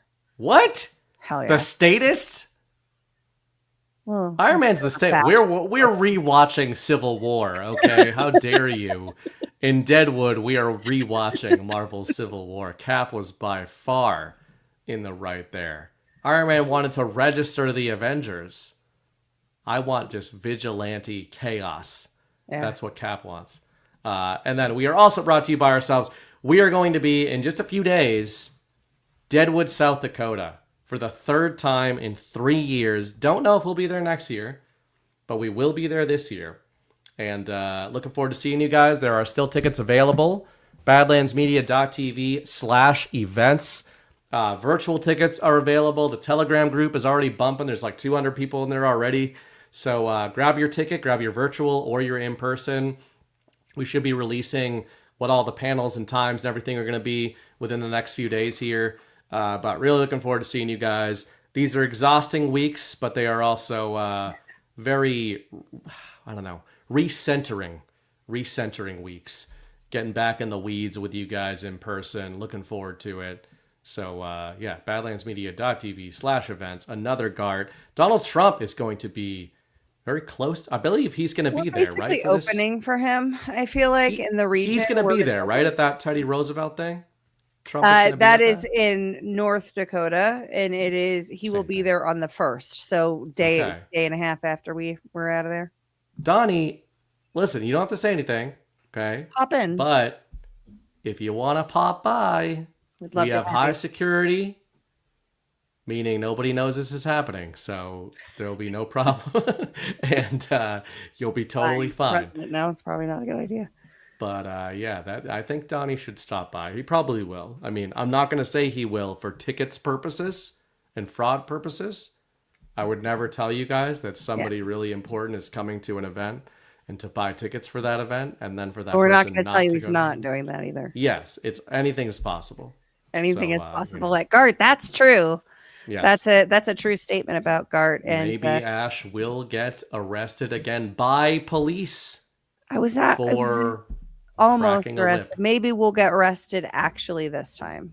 Right. That would be something. That would be a story to tell. Also, just on the soft disclosure, folks should sign up for the emails at softdisclosure.com. There are exclusive discounts in there that you will not find anywhere else. That's our insider club. So Oh, head over to softdisclosure.com and sign I'm up. not even in the insider club. Yeah, we know. Didn't even know that. All right, we are also brought to you by our friends at Rumble themselves, even though they totally effed up tonight. But besides that, Rumble Wallet never effs up. Rumble Wallet is fantastic.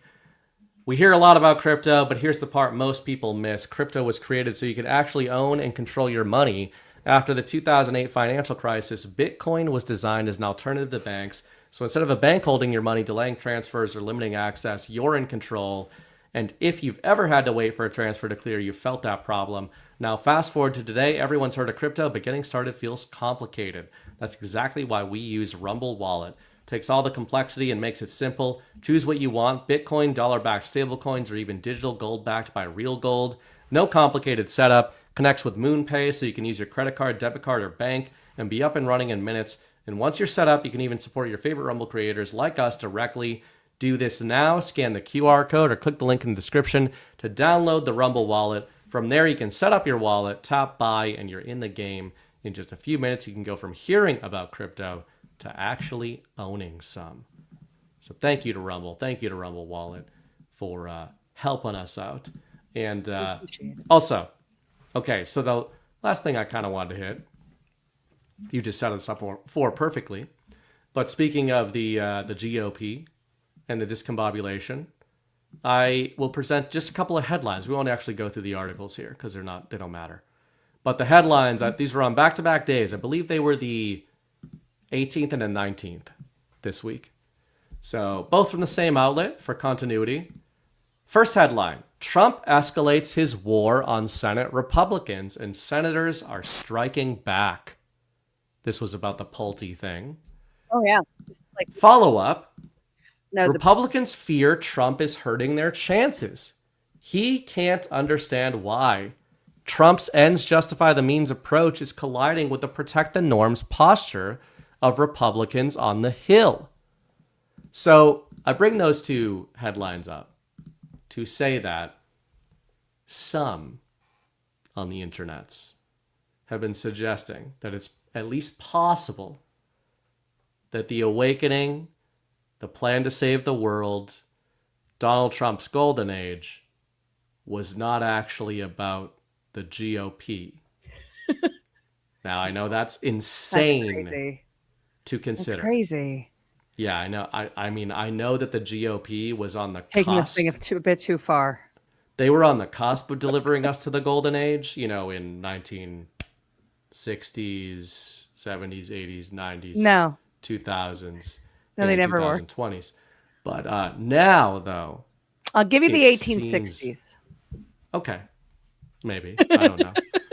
But I thought this was funny because I think the closing of the Iran war, we'll see if it is or is not closed next week, has really brought a lot of this tension out of its shell. And the Save America Act tension has brought a lot of this tension out of its shell. And I fucking love it.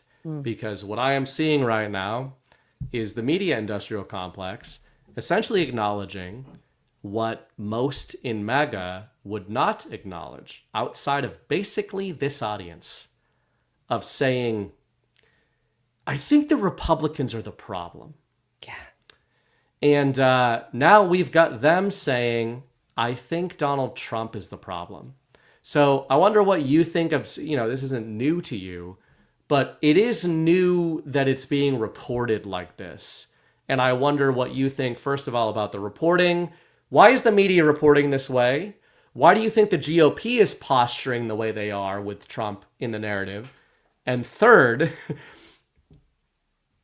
did Trump expect this? Did Trump engineer this? How do you think Trump feels about the optics of the situation with regards to the GOP right now?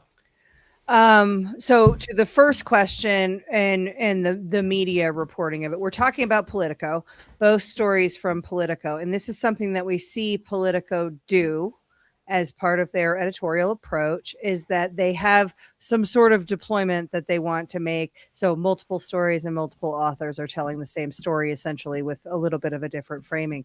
To just shore up that point, I think it was in last week's brief, it might have been the week before, that they were doing the story of Democrats are tacking back to the middle and abandoning the DSA. And that kind of principle of that story was in like 3 different Politico articles within a 48-hour period. So they are setting narratives and they're spreading them. Now, that being said, I think that President Trump has always known that we have to destroy the Republican Party. And I don't mean with violence, right? I mean that their decision rights need with to fire. be away. You're gonna flood it this time. The rape gangs, the Somali rape gangs. All the Republic. Oh God, Yep. no, now we The can't. new Republican Army of Ireland will become the GOP, right? That's, I assume, what you meant. Yes, that's exactly where I was going with that. It's on the record. No, with their decision rights, and it's the institutions. It's the institutions that are actually the candidates are products. It's like thinking that a candidate is going to, for whatever office, sole exception of President Trump, thinking that a candidate is going to change your on the ground reality is like thinking that the actor in the movie is writing the script and has decided the journey, their own character journey. The people that are chosen to be politicians are the people that can be best sold to the voters, and really they just have to sell the idea that the person is electable, because elections are fake. And so that dynamic, and I think we talked about this a little bit on your show the last time I was on, but we see the on both sides of, both wings of the uniparty, we see the populist faction attempting to take a sledgehammer to the institutional establishment. Now, that's been varying levels of success depending on where in the country that we're talking about. I would say here in my state, the Republicans haven't had a great run.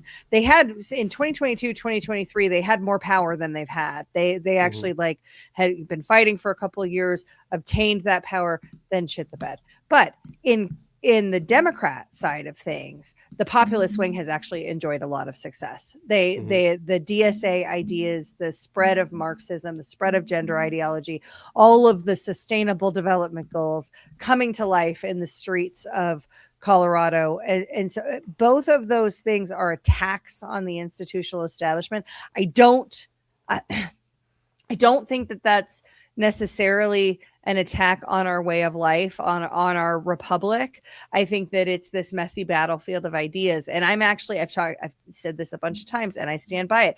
I'm here for it when we get the global central planners out, right? Like actually when we're actually battling these people on the battlefield of ideas. If the DSA is fighting ideas against America First wins all day long, because they can't go to level 2 or level 3 with their ideas. Yeah. It's all just fairy dust and gimme government, right? And so I'm optimistic about where this is going, but I still feel very strongly that the fight against the institutional establishment, and I'll bring it back to the Republicans now, because that's the ones with the power in the federal government, ironically. I really hope we win the midterms so that we can pass the Save America Act, because we have all the power now and we're not.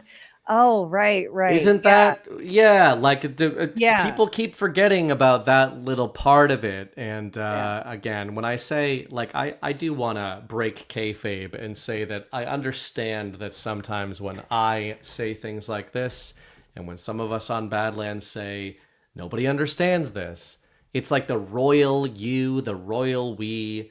We understand that many of you that are watching us agree with this. Agree with the things we are saying. Not all of you, but many of you. And when I'm talking about MAGA and conservatives and Republicans, I am not talking about Badlanders. And if you are conflating yourself with that, I think that's a problem with you. And you need to start evaluating. Go talk to MAGA and Republicans and people outside of this sphere and see if you think they're actually any further along than they were. This is kind of some of the conversations we're having lately. I think the GOP thing is a great example of that. Before we even get into winning or losing the midterms, does it seem like Congress is doing the will of the American people right now? Do you guys feel that way? No. It is weird to me that even among some of our audience, I've gotten pushback on this for a little while, of to say, we did win Congress, right? We won it. Define we. I'm saying by that narrative, right? Republicans control Congress right now, Yeah. in real life, in the real world, are they passing anything Donald Trump wants passed? No. Are they doing anything Donald Trump wants done? No. Are they actively, publicly, and directly undoing Trump's agenda in real time? Yes, yes, But yes. but Burning Bright, is that stopping President Trump? No, which is my point, which is why I wanted to talk about this. So, is Donald Trump, and I'll pose this to you, not rhetorically for once, is Donald Trump asking or acting like he requires Congress to bring us to the place we need to be brought to? Yes or no, and why? Yeah, I don't think he's acting like he needs them at all. And that, from a constitutionalist standpoint, should require us to pause for a second and consider what it means. I think it means that the Congress is illegitimate. I don't necessarily think it means that there isn't a need for a legislative branch, legislative body, Congress in the future. I think its ability to make laws on various things needs to be severely rolled back and limited to its constitutional box. But the current iteration of the Congress is born of fake elections. So I think that he is treating them with the level of respect that they deserve.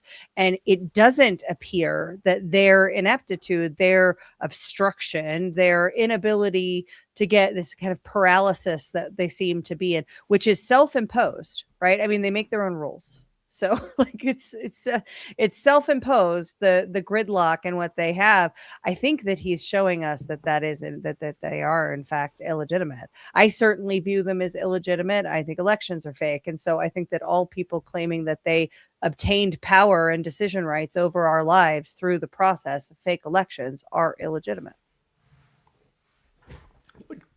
Excuse me, which by extension means that if you are trying to get people in a America First, MAGA,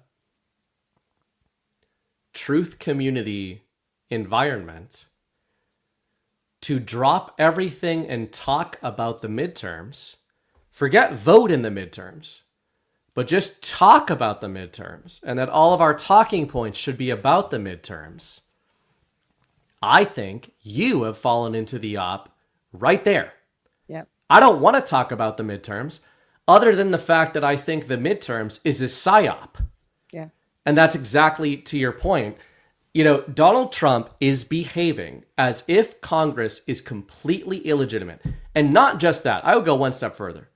I would say that Donald Trump is behaving as if Congress, if legitimate, would be a roadblock to his agenda.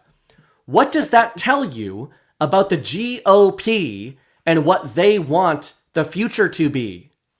They were against Donald Trump's trade war. They were against Donald Trump's tariffs. They were against Donald Trump's operation with Iran, whatever that is, real, fake, anything in between. You can have your opinions about whether or not that was good or bad.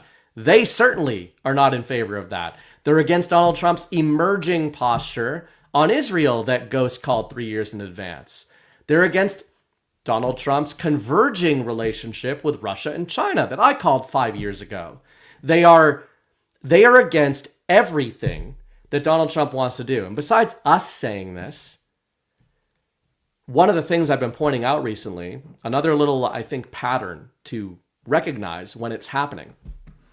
Whenever reporters are asking Trump about a new bill or a new decree or a new announcement he makes, a policy announcement that he makes, they ask about Congress if it's relevant, which makes sense, right? And they ask him, usually, I'm specifically thinking about both Iran and the trade war. They usually ask him, how are you going to get this through Congress and through the courts? And what are you going to do if and when, meaning when, the media, by the way, knows that Congress and the courts are not in line with the president's agenda. Yep. So the media says, when Congress and the courts rebuff what you are saying today, what are you going to do? Are you going to accept that decision? And Trump always tells them in advance, no. And also, we already know what we're going to do. If Donald Trump is leading an administration in which he has the courts and he has the Congress, why is he backstopping all of his policy decisions with ways of circumventing Congress and the courts? Yeah. Like, that's a big question that I think people need to start A fair one. trying to think about. Why do you have to come up with that kind of thing? You know, which also begs questions of patriot control and all the rest of it. Well, this is why I think the legitimacy thing is important, because again, I don't think it's that the constitutional Republican form of government that was, you know, envisioned by the founders is wrong. Like I think it's right. I think we should actually go back to it because we haven't been there in a while. But it is this iteration. The people who are in these seats, the people who were, you know, some of them were going to object to certification on January 6, 2021. And then, you know, people banged on the doors and everybody got scared. And okay, I guess we're going to let the fake election stand, right? Like the people who have seen the evidence, who had certainly had the ability to investigate and evaluate what was there and didn't.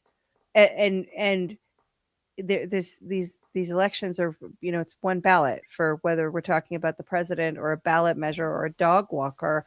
It's one ballot. And so anybody who is obtaining their power and decision rights through that process, I think that oath you swear gives you a duty to make sure that that process is legitimate. And if you are faced with evidence, with even, you know, smoke, fire, like the littlest bit, if you're faced with, oh, I might be here illegitimately, you have a duty to ensure that you're not.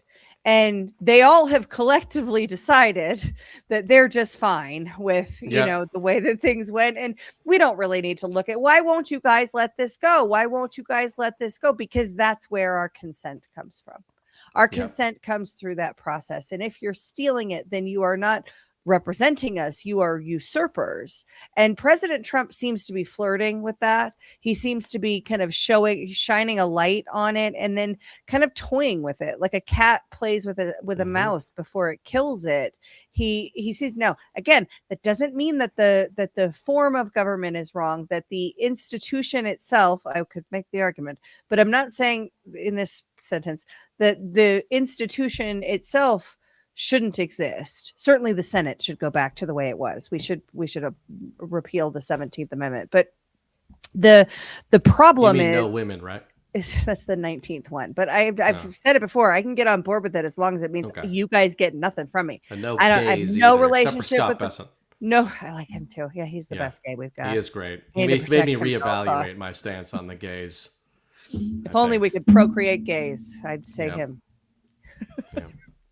Power top. We need a power top in the White House, I think. Yeah, but that's the thing is that this iteration of the Congress, we're being told, you guys, we have to win the midterms. We have to win the midterms because if we don't, then we're not going to be able to get anything done and they're going to impeach President Trump. It's like, okay, the people that are not getting anything done right now are like 2 seconds away from impeaching Donald Trump, and they're all Republicans. It's not about the stupid fucking party, guys. It's about the institutional establishment, the incentives that drive their behavior, and the fact that they are all protecting corruption and illegitimacy.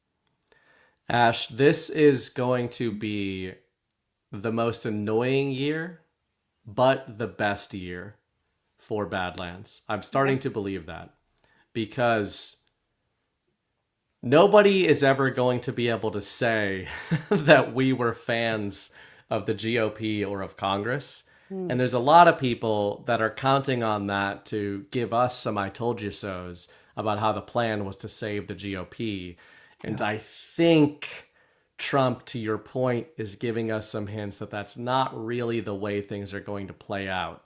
And the more we start to see, just in the last couple weeks, the reason I said at the beginning of the show, I think that there's some signs of the pivot a positive pivot happening here is I think, the first half of the year was full of strife and Trump doing crazy shit and everybody getting mad at him. Not us, but not our audience mostly, but normies.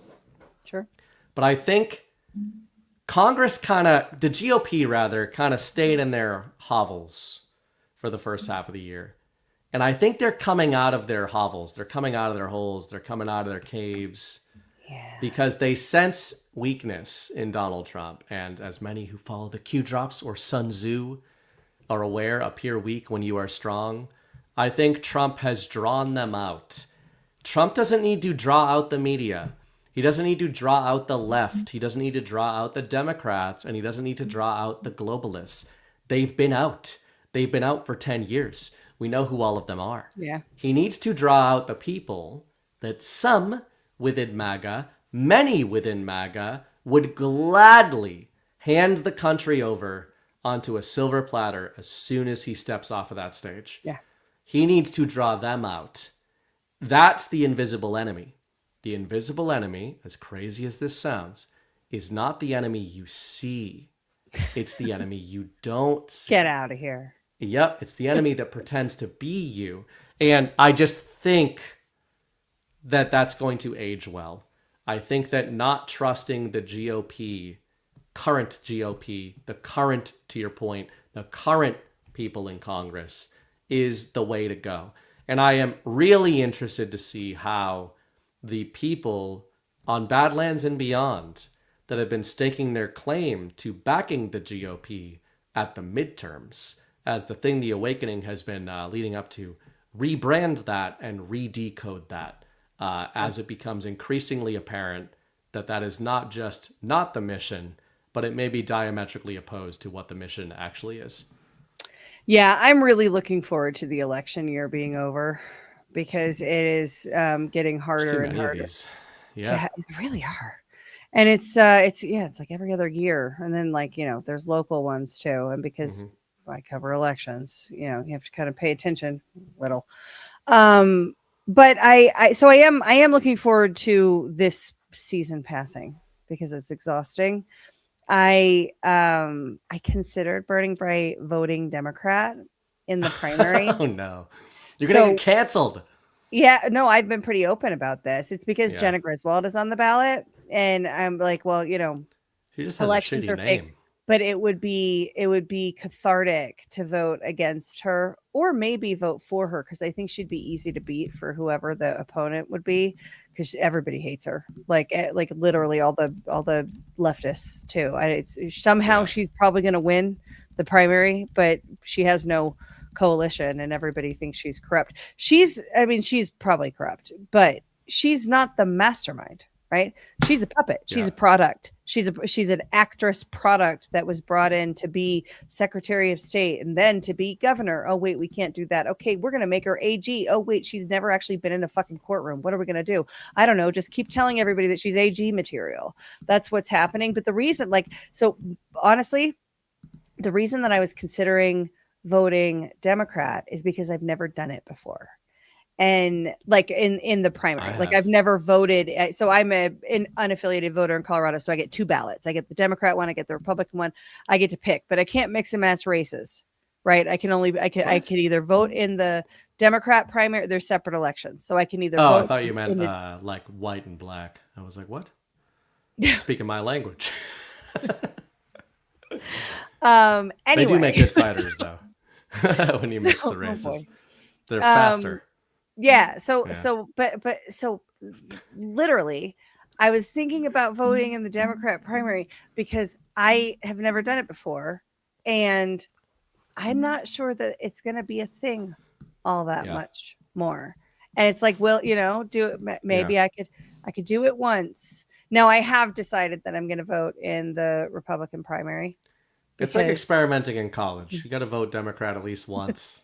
I never have. I have voted for a Democrat before in the general election, but I've never selected the Democrat primary to vote in. Yeah, like on a dare at a college party. Never been a Democrat. I do want to leave you with one pearl of wisdom or shocking thing for you to lie up and wake. about, and that is Oh that my I God. typed into the machine, what would a creature called a Griswold look like in your estimation? Because every Oh, time you boy. say Griswold, I think like, what? That's somebody's real name? And this is what the machine said. I'll give you a few options, but these are the first few options. The boy. machine, the AI thinks that this is what a Griswold would look like. Okay. I think does look kind of like a Griswold. This one's a Close, little yeah. cuter, but No, it's too still, cute. you know, odd. Kind of a dinosaur chicken armadillo wanna type of kick it. thing. Like a soccer ball. Yeah. World Cup. This is another Griswold. Oh boy, that's the most terrifying one. That's a creepy Griswold for sure. This was pretty similar. So AI does not think, and this is kind of cute and a little bit nightmarish. This is a It's too Griswold cute. being a that little, one's too a cute. little That literal one and the about little the soccer grizzly ball bear. one, you gotta go. The other ones are So, on point. You know, we're about 40% chance that if you get a Griswold, you're doing something kind of cute. Yeah. Otherwise, absolutely nightmarish. So I Yeah, think but that's- just to put a fine point on this, the Secretary of State of Colorado, who is running to be the Attorney General of Colorado, I have tried and won more federal cases than she has. wow. I'm not a lawyer. I would like She's- you to run. She for the apparently state said governor. in an ad that she argued before the Supreme Court, but she was the client. She was the party, not the attorney. So then, like, it came out like she's lying about her. It might be Supreme getting Court. to the point where some of us have to like run for this stuff Mm.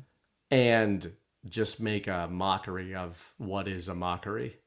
Yeah, I don't know, I don't man. know. I feel like if I was ever, first of all, I don't want people's decision rights. I don't want to make decisions for other I do. people. I can barely make them for myself. I know you do.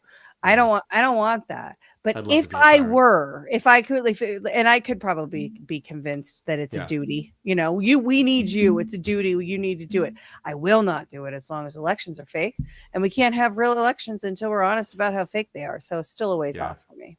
I accept your implied communal deference and transference of your sovereignty. to me. Absolutely not. That is And not I what will that meant. do That's with not it how that what I works. think is right. We I need will Jonathan wield that Drake in here to sword. talk about the principles of a contract. He's okay with Anglo-Saxon kings, which is what I would be. He's not And okay I would be a with great you one. just taking my sovereignty away with the If I can beat you in wave trial of by your combat, hand. he'd be totally fine with it because I am going to get him on trial by combat pretty soon. All right, Ash, thanks for joining me. We mostly talked about how cops suck, but, you know, we also talked about some other stuff.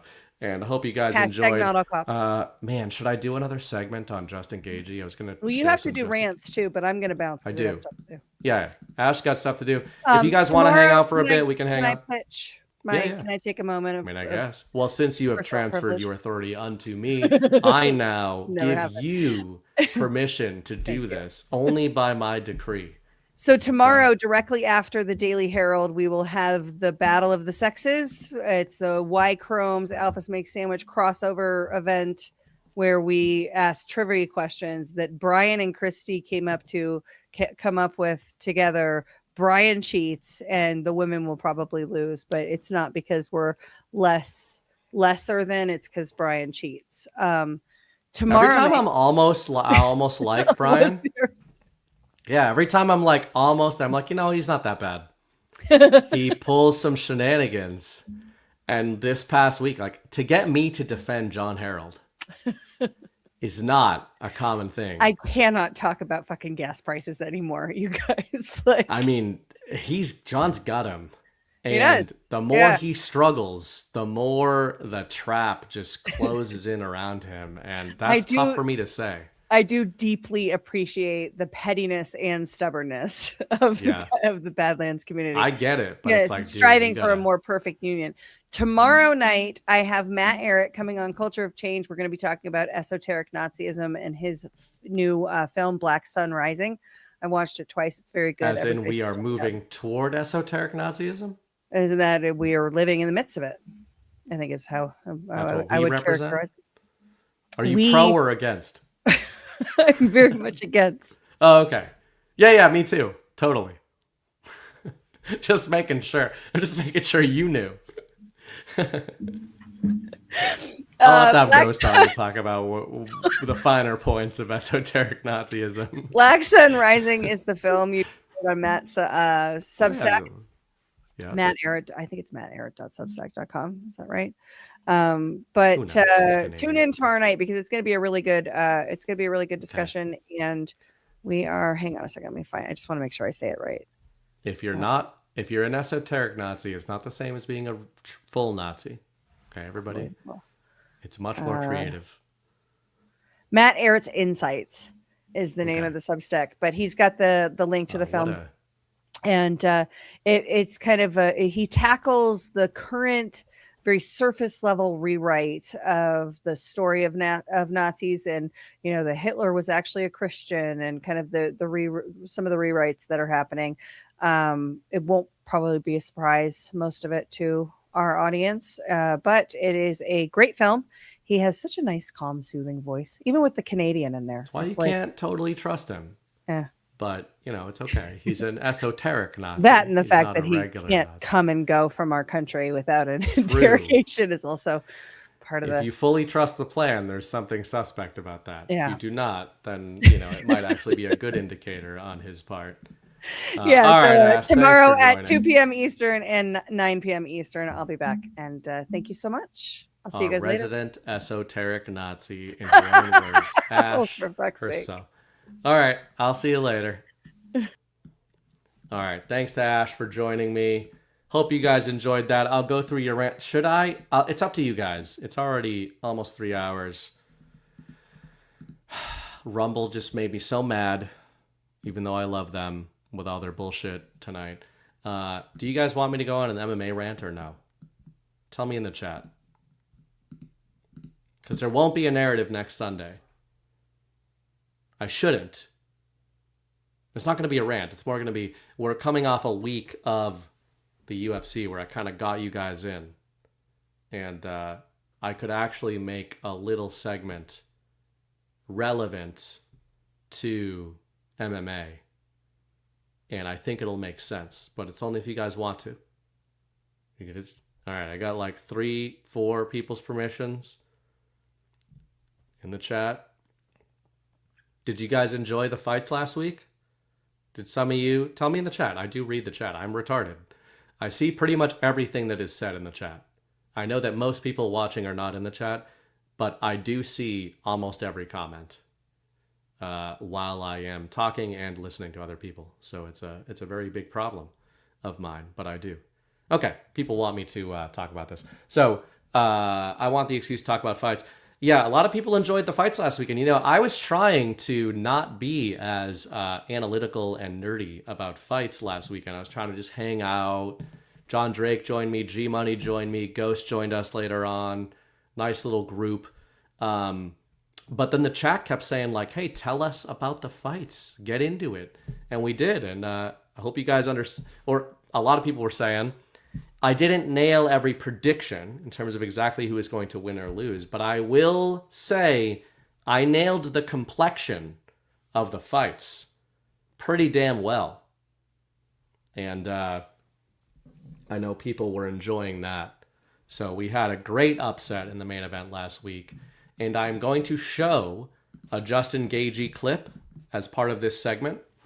I'm going to show clips from 3 different fighters to just leave you with something. I'll probably do a longer version of this segment in a future show. It might even be a whole show. So this is kind of a teaser of this. I want to demonstrate in a brief format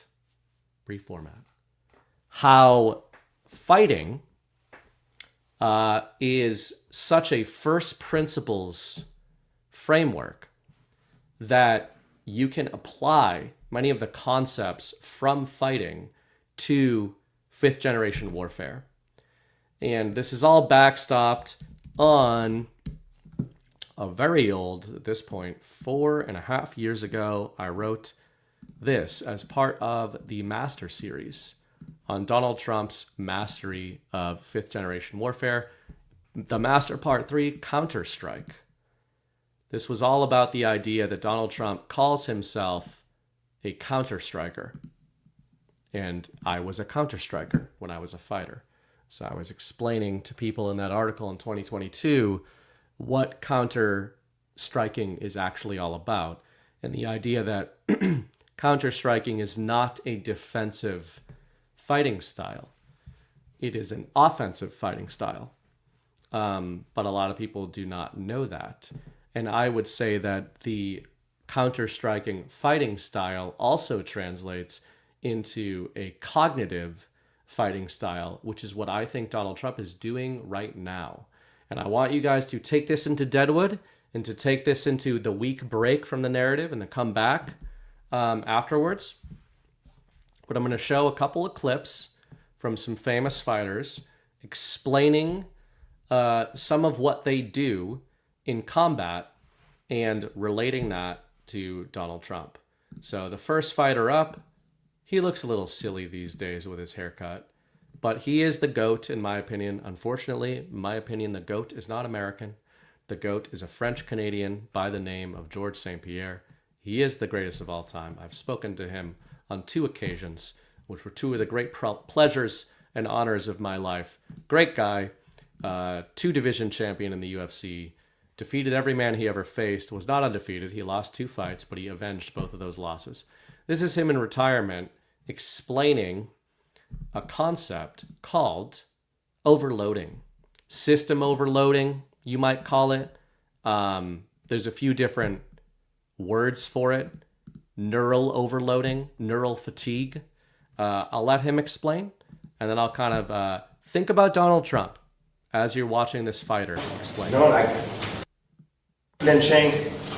You want to load up the nervous system of your opponent by giving him different useless information to make him worry about.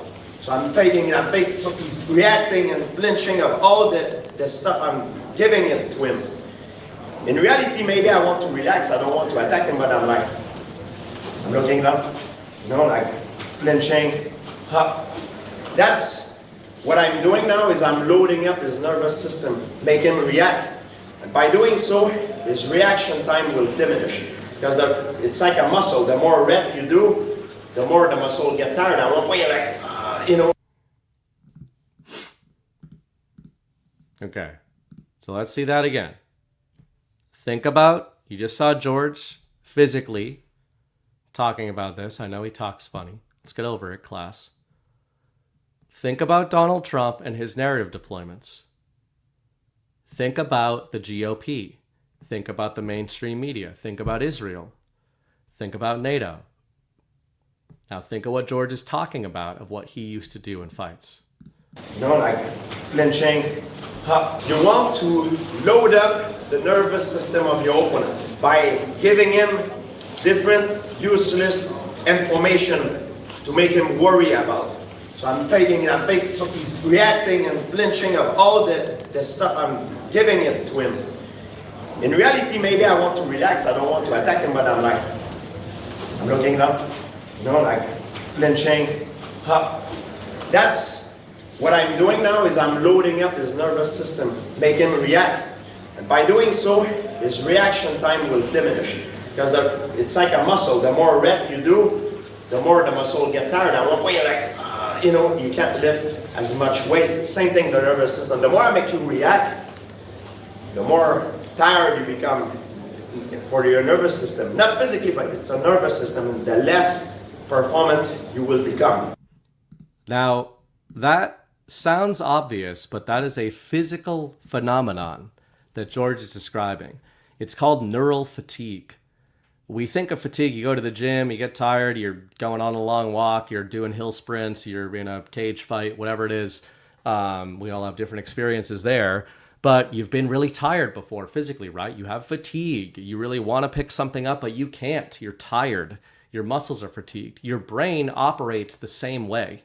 So if you are processing a high degree of information, especially if they're coming from different stimuli, it is overwhelming to the neural net, the neural architecture. Your brain is very similar to a computer hard drive, a flash drive, a highly advanced, organic computer, right?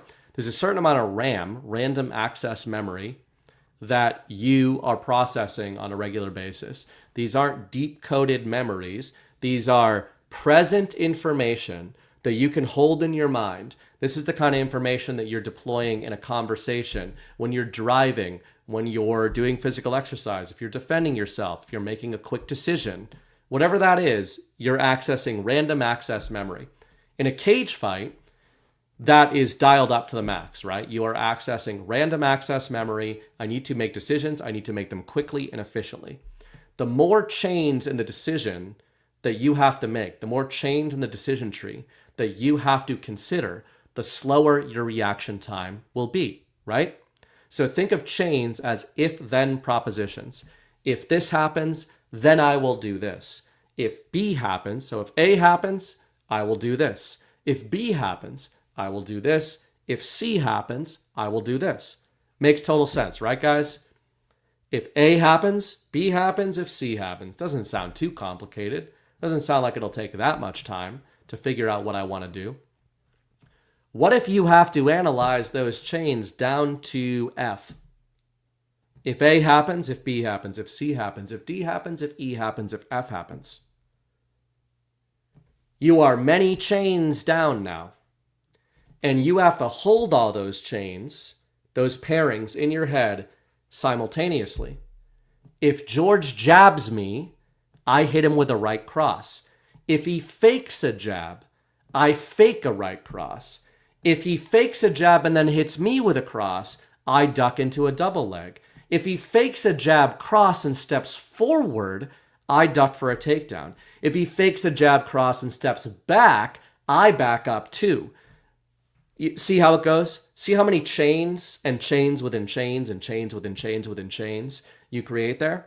This is why one of the things I said last Saturday night during the fights is that as a striker in particular, often at the beginning of fights, matches between highly skilled strikers usually are a little bit boring at the beginning of the fights for 2-3 minutes, sometimes even a full first round.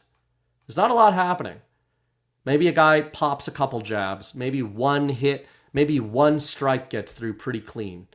But mostly you have a lot of this going on. You have a lot of footwork going on, which I was talking about on last Sunday night rather. Specifically, Sean O'Malley versus Ayman Zahabi. You guys will recall who watched the stream. That was the one I nailed. I said 3 minutes into the fight, 2 minutes into the fight, pretty much no strikes had been landed. And I said, Sean O'Malley has won this fight and he's going to win it by knockout. And the reason I knew that is exactly what George is describing.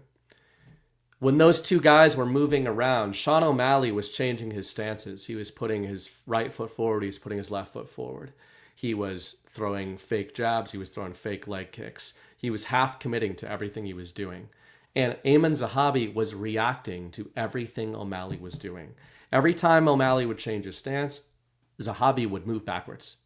Every time O'Malley feinted, Zahabi would move backwards, or he would attack. He would move forward. And by the way, a counter-striker likes when an opponent moves forward. A counter-striker wants an opponent to move forward. When an opponent moves forward is when you can hit a kill shot. It's very difficult to hit a kill shot when an opponent is moving backwards because their energy is going in the reverse direction. It's just physics. If I'm moving this way and I get hit from this direction, I've already absorbed a lot of that force simply by moving away. If I am moving toward that direction and the punch comes in, you have a force multiplier, which is why counter-strikers are so effective. Think of that in terms of Donald Trump and what he does with his narratives and why people think we're crazy when we talk about him being an enemy of the GOP and an enemy of some of the people that some people, even in this audience, think that he is friends with. Israel, the GOP, NATO, the Republicans, I said the GOP already, J.D. Vance, maybe some of the people very close to him that I know people's feelings get very hurt about some of these things. But if you look at how Trump he feints, he goes high, he goes low, he goes high, he goes low, he goes mid, he goes back, he goes forward, he goes back, he goes side, he goes side. And then the opponent is so loaded up with information that Trump is only going to make one decision. He's only going to do one thing on the chain, right? That's the funny thing about a fight. In each exchange, there's only one chain that is activated, that is actualized. And so much of a fight is predicting what chain your opponent is going to pick. And you have to pick the correct counter chain. And unlike in chess, my opinion is that fighting is a better form of chess. And I know that's blasphemous to chess players. In chess, you have a time to respond. You see the chain actualized, and then you have time to respond to enter your own link in your own chain. That's not how a fight works. In a fight, you have to counter their chain or supplant their chain or negate their chain in real time. And if they actualize their chain, your cognitive ability in real time may have been diminished as a direct result of taking a strike from them. So it's a high stakes game that's going back and forth at all times. If they choose the wrong chain, they could run right into a counter. If they choose the right chain, they could do some damage to you, but then they have to reset and choose the right chain again. So think about Donald Trump and his narrative deployments in that same sort of framework. GSP also used to talk about something called an energy load, that there is a certain amount of physical and mental energy each fighter has. And if you can bait out the deployment of energy from the opponent without using your own energy, obviously, you're going to be in an advantageous position. And I think this is a lot of what Trump does. He baits people out. He baits out their ammunition, and he kind of keeps his own. And then he kind of moves wherever the collective mind wants him to move. There's also a thing called mental stacking, which is kind of like I talked about, cognitive load or mental stacking. And mental stacking is this chained approach where you're giving your opponent so many different sub-decisions to process that they're analyzing a stack. But if you're in control of the fight, you already know which decision you're making. The more things they're thinking about, the better it is for you. So if you're a trust the plan person, I am too, but I think of that much differently than a lot of people do. I think of that in the context of a fight, of a fighter who has a perfect game plan. And that game plan is based on knowing which decisions he's going to make, but overloading the battle space with useless information. I think that's a lot of what the info war is all about. The next thing I wanted to show is a different fighter, and that's Justin Gaethje, who many of you are now familiar with. He won in the main event on the White House. He is talking about a concept I have only seen one other fighter talk about in MMA, and that is George St. Pierre. This is something called half beats. So Justin Gaethje was portrayed as a brawler. I told you guys he is a brawler. But I told you he was a technical brawler. He was a tactical brawler. He's something of a brawler genius. Half beats is another concept in the fight game, and Gaethje explains this in his own words here of how he beat Topuria. You have to stay calm and you have to see things and brace for things. And so my job you have to stay calm and you have to see things and brace for things. And so my job as a fighter is it's called half beats. So you think you're going to get hit here, but I hit you in between those beats. And so you brace, let go, and I hit you in the let go part. And that's what makes the shot effective. Mm-hmm. If they're on one foot going backwards, they can't brace. Those are the effective shots. And then very, very seldom will you just get lucky and they just go to sleep for some reason. But it's mostly because of they're on their back foot. They don't see the shot. They didn't brace for it. They're on one foot. That's how you knock people out. So that's a fantastic concept there called half beats. And it's kind of hard to describe, but this is something I used to talk about a lot in the fight game. In the fight game, when you're being taught like a jab cross hook, uppercut, you're not being taught jab cross hook, etc.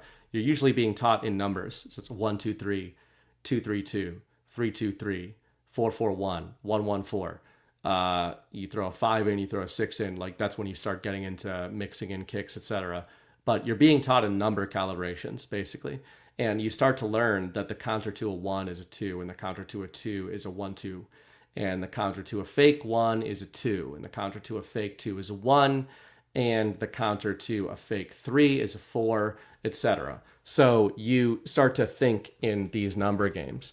And what happens, this is one of the things they say in many different disciplines, not just fighting, art, music, many different pursuits.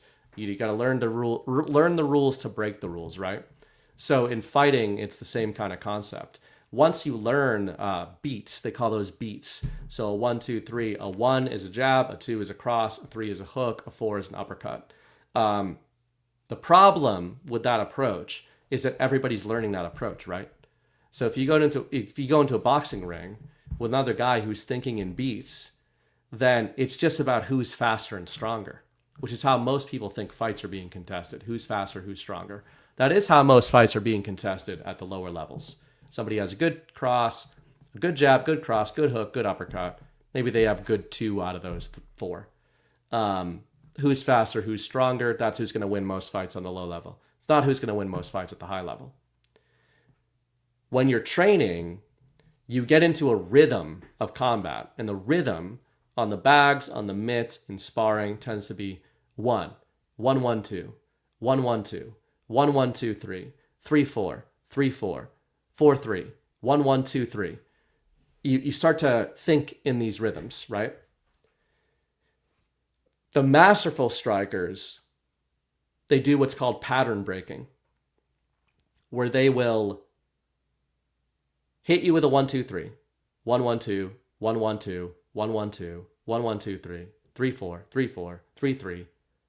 And then they'll go 1, 2.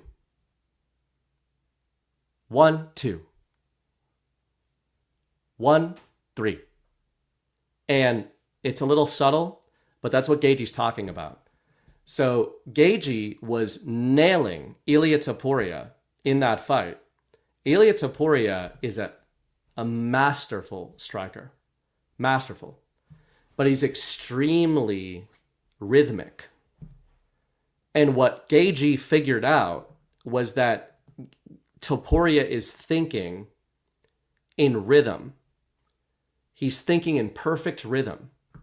And if you can break his rhythm by hitting him out of sequence, then you can beat him. That sounds obvious and easy to do. The disadvantage of hitting somebody on a half beat, and I apologize if this doesn't make a lot of sense, to think about different ways to approach this. But if you hit somebody on a half beat, you're usually not hitting them full power. Because the whole reason people are taught in beats is that you're gathering momentum through your combination. You throw a 2 on a full 2 beat, you're hitting somebody on a full cross momentum. If you hit somebody with a 2 on a half beat, because you're interrupting their cross, you probably sped up your 2. That means it probably wasn't a perfectly thrown 2. You might have been a little off balance. Maybe you were coming at a weird angle. Maybe you didn't know what they were going to do. Then you try to hit him with a cross real quick. That's a half beat. And that's what Gaethje would do. So Topuria is thinking 1, 1, 2, 1, 1, 2, 3, 2, 3, 3, 4, 3, 2. He's thinking like that. And Gaethje was kind of obliging. And then all of a sudden, Topuria would go 1, and Gaethje would hit him with 2, 2, 2. Just like that. And then the next time, Topuria would throw a 1, 1, 2, and Gaethje would just back up and not do anything. The third time, he'd go 1, 1, 2, and Gaethje would maybe throw a 1. And then the fourth time, he'd go 1, 1, 2, 3, 4. Gaethje would hit him with a 1, 2, 3, 4, which is reckless. Like you normally would not throw a 4-piece combo. We call it like a 4-piece with fries.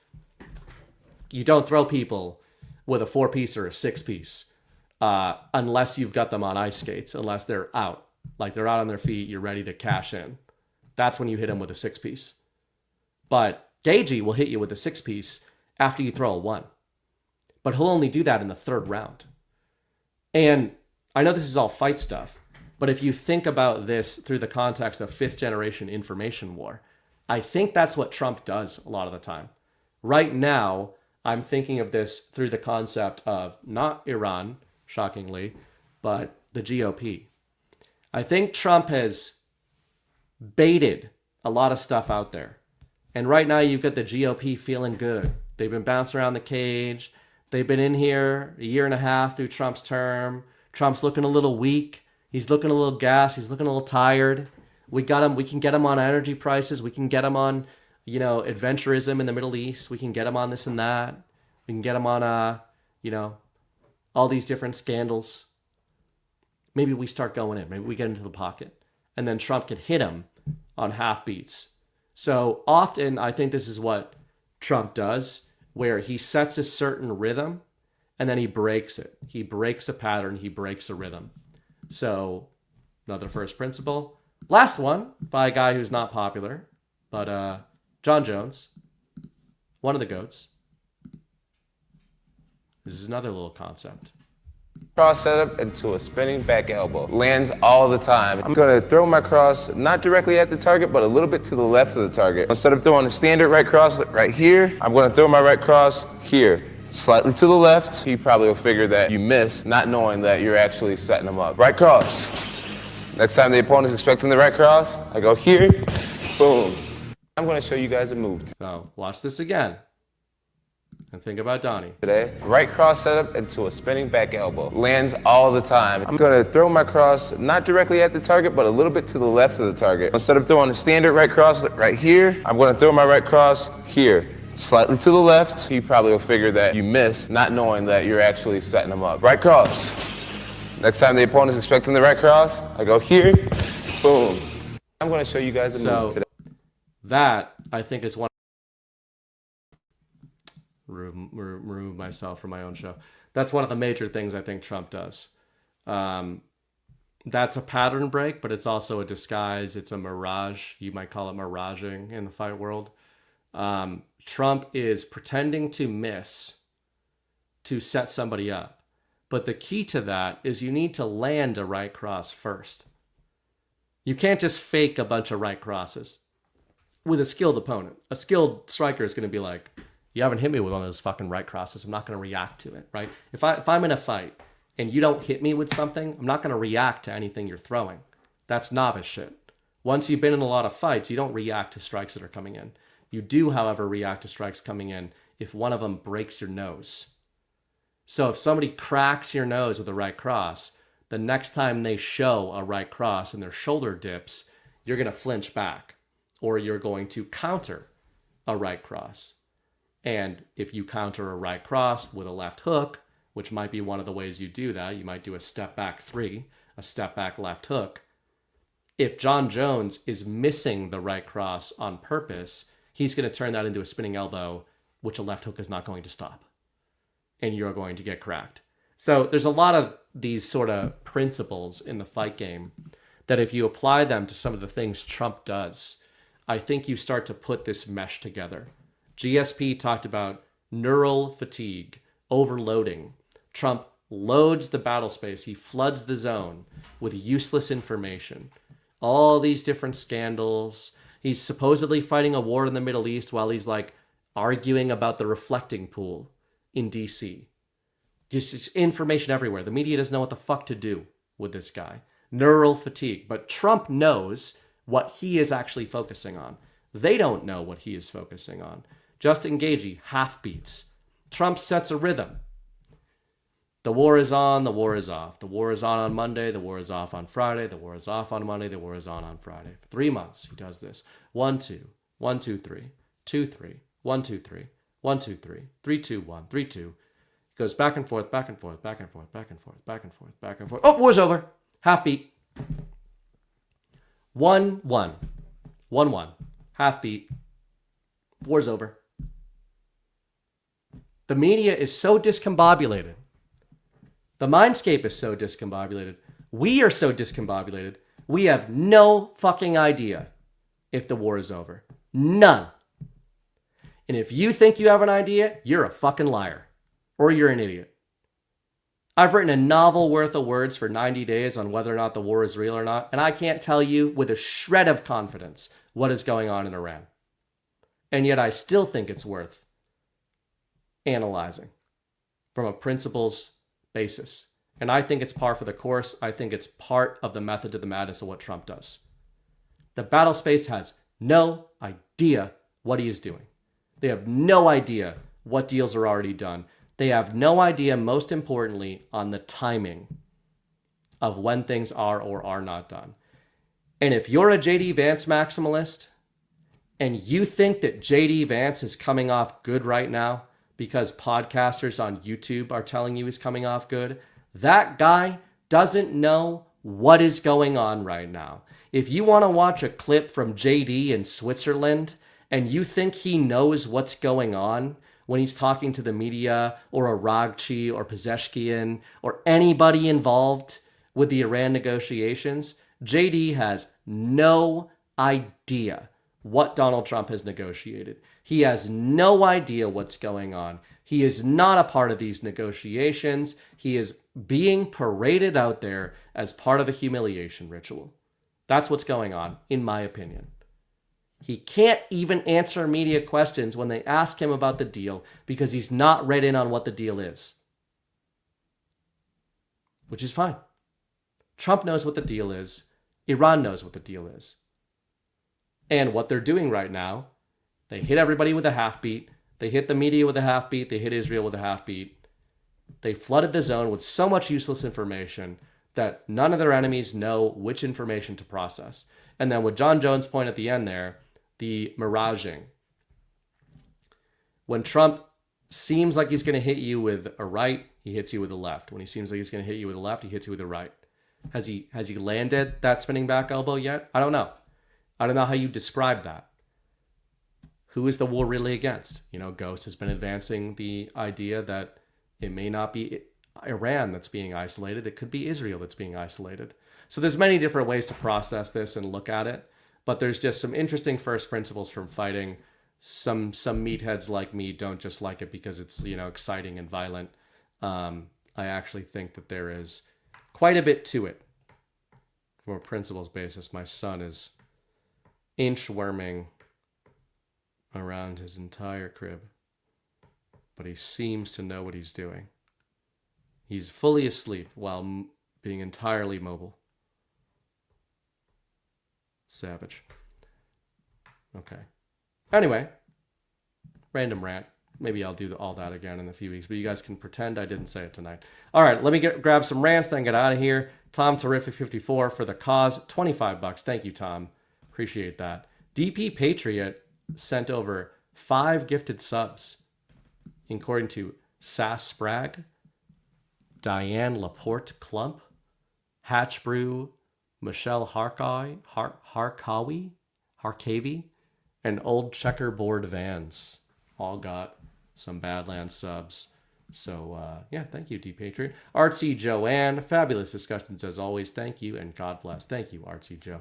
And she also sent another one over. Tell Greenstar there needs to be an ad with all hosts' animals and with host voiceovers. I can make that happen, I bet.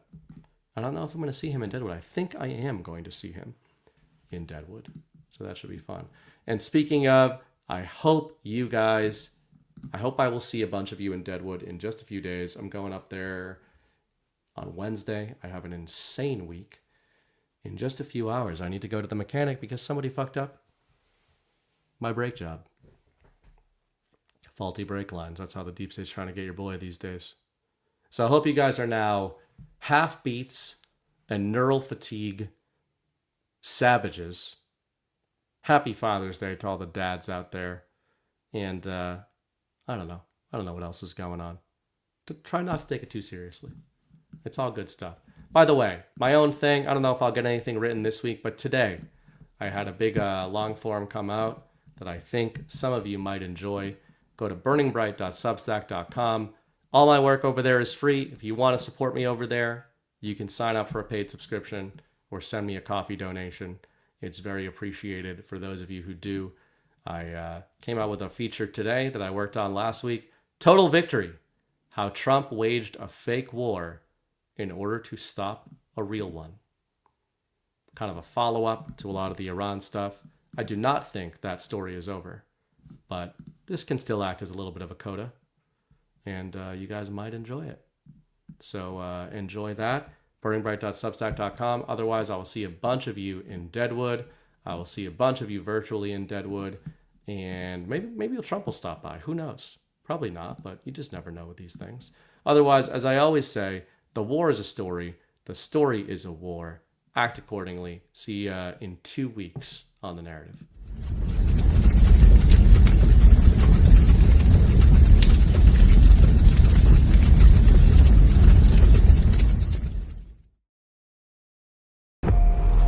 We were sleeping. I've been sleeping. I've been turning away from